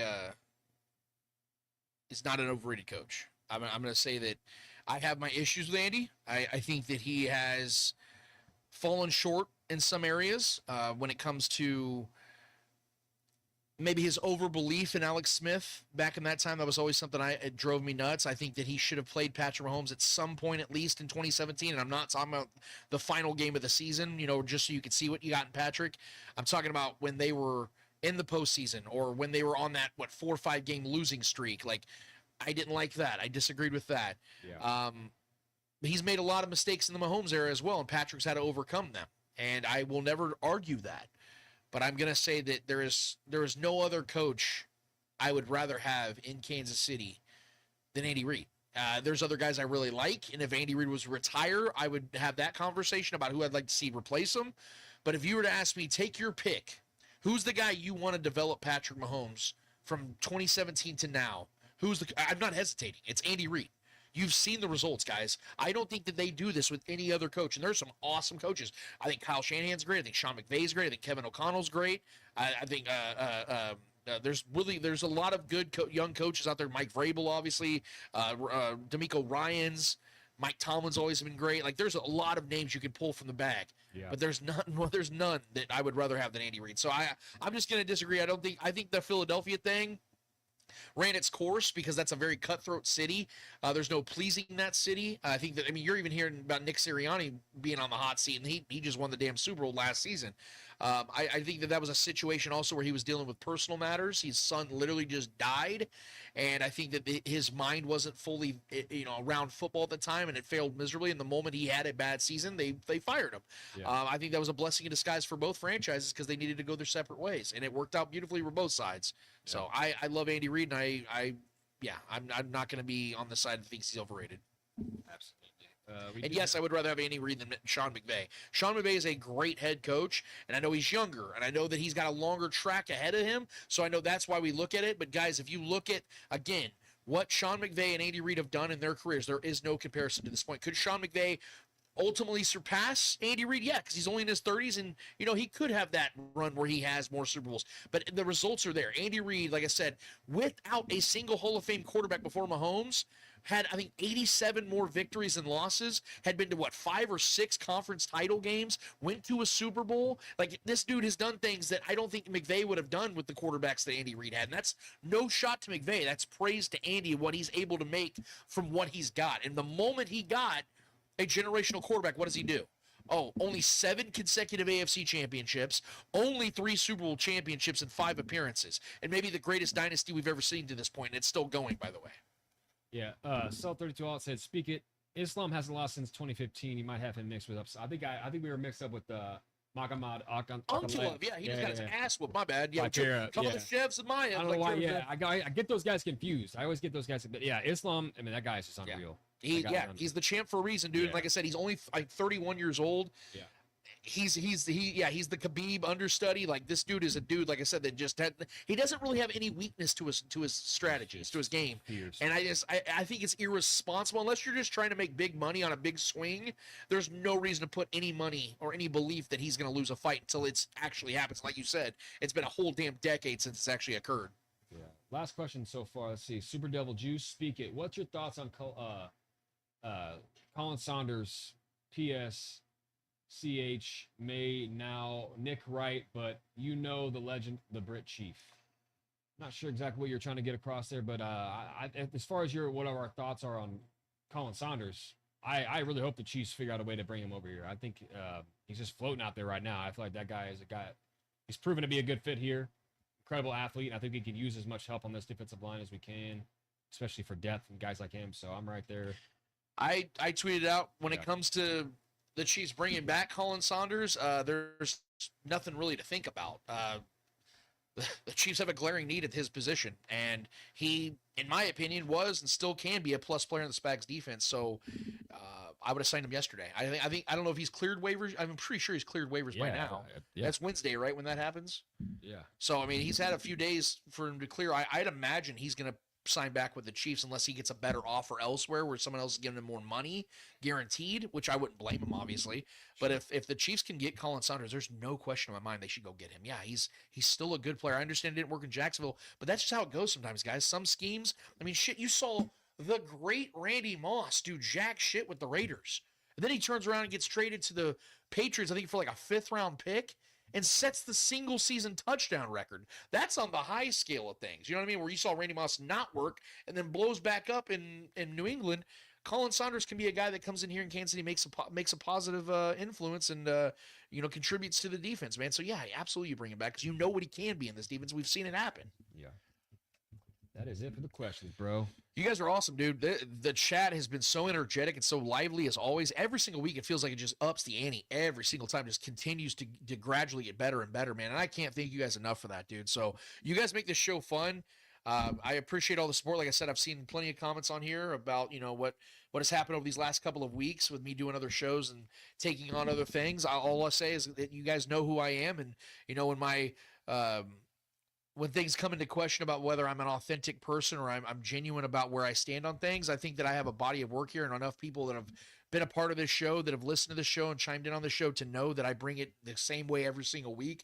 I don't need to defend myself. I sit there and I take whatever somebody wants to say about me or to me, and I just smile. And that's what I did, and that's what I'll continue to do, and continue to do what we do here, which is have fun talking football and keeping things real, keeping things genuine, keeping things authentic. And if that's what you like, if that's your flavor, you came to the right place, man. So I, again, really thank you guys all for chiming in the way that you guys do, making this fun for Trevor and I every single week to get to know you guys better, build friendships, build relationships through this. Because like I said, if we didn't do this, there's a great chance we don't ever meet. We don't ever know each other. And that's wild to think about, man. I would be missing out on opportunities to get to know you guys, dude. That means a lot to me. It's invaluable to me, man. I can't put a price tag on it. And I genuinely mean that. So with that said, it is, Trevor, we have one more order of business to get to. What is it called? Hold this L. Each and every episode, we finish off every single episode with a series of L's in the world of sports. Whether those L's are friendly L's and not so friendly L's in the world of sports, we promise you, who's ever holding the L's this week in the world of sports, they deserve those L's in the world of sports. Trevor Twiddle, who's holding the L for you this week? All right, so my guy Field Yates, who I respect across the board. I think he's a really well thought out guy, and he was giving his thoughts on the difference between the Chiefs and the Broncos in this matchup. I just kind of want you guys to hear what he has to say here. Hold on one second. Show up. Yeah, you might see his career stats against the Broncos and see 13 wins and 14 games for the Chiefs and think to yourself, this one is going to be in their hands easily on Sunday. But Mahomes has only accounted for 20 passing touchdowns in those 14 games. It's Denver defense, new season, new year, but they have been good on defense for the past couple of seasons. And I think this is the best version we have seen of this Broncos defense during the Sean Payton and Vance Joseph era.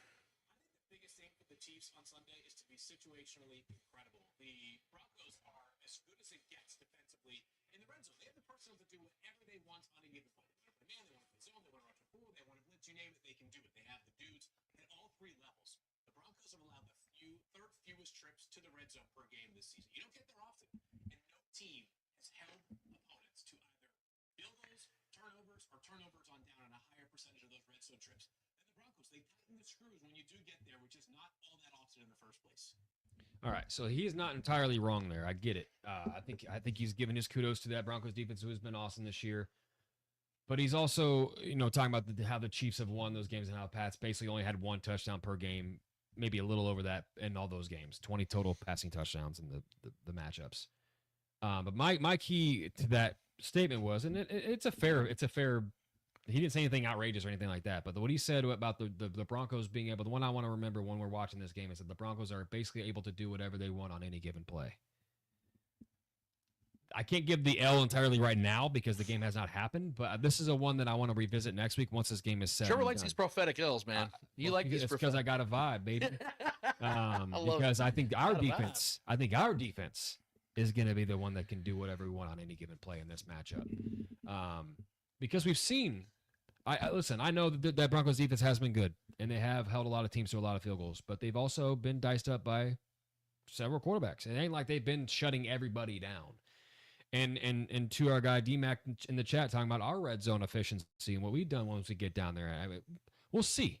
You know what I mean? I know I don't have us scoring because I don't think we need to score much to win this game because of our defense, in my mind, being the actual better defense in this game, which is maybe crazy to some people. But I think that's going to be the truth when this game's all said and done. They may be the better defense by the end of the year, but when it comes to this week and we know what we got to do this week, I think I expect our defense to be the defense that can do what we want on any given play. To Field Yates' point, I just think he's on the wrong side of the argument, in my opinion. And I think that'll be true once we come next Saturday and we're talking about recapping this one. I feel like I'll be in the right here on the right side of history. So, all respect to Field Yates. But I think he's going to be wrong when it comes to that take and what he thinks is going to happen and that as far as he wasn't even really making a claim. I get it. It's been a little slow week for L's in my opinion. So, but that one I wanted to basically take his take and flip it because I think our defense is going to be the one that's, like I said, is going to be able to do whatever we want on any given play. And we're going to dictate how this game goes on this defensive side of things, not them. Because it sounded like he was giving them all the credit, and he's basically ignoring what the Chiefs can do out of defense. And I think this is a great moment for the Chiefs to kind of remind everybody what we can do, what Spags can do, why Spags is the best in the business. So Vance Joseph can take a back seat this week. All respect due to those guys. He's been doing a great job. But for that, Field Yates, do me a solid favor and hold this L. prophetically. Yep. Well, this is unfortunately the news that we got out this week from the New York Post. We put that on the screen. It looks like troubling Lamborghini video surfaces after Titans L'Jarius Sneed accused in shooting. Surveillance video shows Tennessee Titans cornerback L'Jarius Sneed driving a Lamborghini Urus, I think that's how you say it, at a suburban Dallas dealership and nearby gas station minutes before two men alleged that shots were fired at them from that vehicle last December. Yep. Sneed was indicted Tuesday by a Dallas grand jury on a misdemeanor charge of failing to report felony aggravated assault to law enforcement. The indictment for Sneed, who won back-to-back Super Bowls with the Chiefs in 2022 and 2023, does not include details of the alleged incident on December 6th. In the video, Sneed can be seen getting out of the Lamborghini, then using crutches to walk past the men and up the stairs into the dealership at 3:22 p.m. on that date. Sneed walks out about a minute later in the video, which was shared Thursday with the Associated Press by attorney Levi McCartham, who represents the two men in a civil lawsuit against Sneed over the shooting. The Titans cornerback, who was on injured reserve, also can be seen in separate surveillance video at a gas station at the same time as the two men. In the video, Sneed walks in from a gas pump, goes to a register, and then walks back to the same car when Christian, I'm not even going to try the last name, said, and Avi Ahmed were inside. Minutes later, the two men saying in their lawsuit that they were shot at while sitting in a Mercedes-Benz G-Wagon at the dealership. The surveillance video shows a vehicle driving past the four loud pops heard and an arm out the passenger side window at 3:42 p.m. That vehicle then speeds off.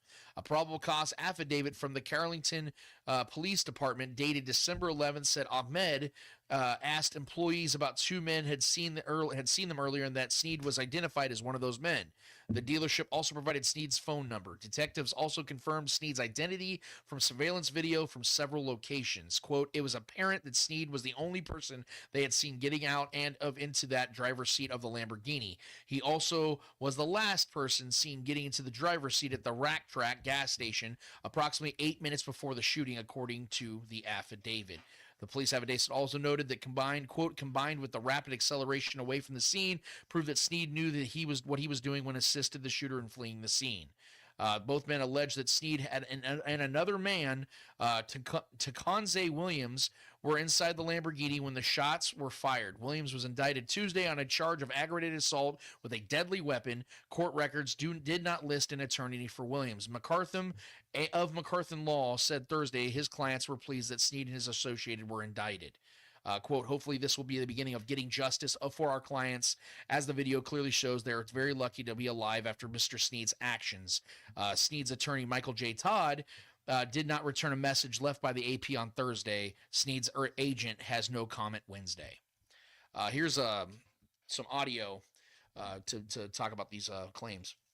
I told you how I would do it. I would franchise tag L'Jarius Sneed. I would reach a long-term extension with L'Jarius Sneed, and I would let Chris Jones walk in free agency and take the compensatory pick. Oh, what was that? Was that the right clip? I didn't know if that was the right. Oh, I must have been the wrong clip. I apologize. But the point I'm trying to make, though, guys, is that this is a bad situation, and it looks like the Chiefs literally dodged a bullet by not paying L'Jarius Sneed, like I was trying to tell people for a long time, and I guess other people were trying to say different. But regardless, the point is, it's looking bad for L'Jarius Sneed. This is why you don't pay cornerbacks. I'm just kidding. It's not really that deep, but it's definitely a problem that I think the Chiefs did avoid, and it looks like that's now the Titans' problem to deal with. So in the meantime, L'Jarius Sneed and his recklessness can do me a solid and hold this L. We appreciate it. Yeah, so bad look, man. Saying all that to say, guys, this has been a great show. It's been a long durated show, but you know what? These are the fun shows because we get everything out. You guys get to talk about what you want to talk about. We get to talk about. We have a great conversation. That's where we leave it every single damn week. What we need from the Chiefs this week is to show us what they are. Because like I said, the question I've been asking and a lot of other people have started to ask is, what are the Chiefs? There is a mystery out there. We know what they can be. We know what they have been, but are they still that? Can they still be that? That's the question they need to answer this Sunday, and I'm very much looking forward to seeing that happen. So I hope you guys enjoyed the show. I hope you guys continue to enjoy the show. If you do, you want to continue to be a part of it, go to YouTube, hit us up at the Spoken Podcast. Please hit subscribe, share, notify, like, all the fun buttons, but get in the comments, guys. We want you to be a part of the show every single week. That is the single most important thing we do here at the Spoken Podcast. So for Trevor Twidwell, for the great Clay Windler that puts all this together on the back end of things at Red Tribe Cinema, and for the entire Spoken community, I am Lance Twidwell. Episode 336 is done, finished, and finito. And until we are back here in 1 week's time for episode 337, hopefully talking about a Chiefs victory against the Broncos, moving forward against this big, surprisingly big game against the Colts at Arrowhead. We out of this bitch. Later.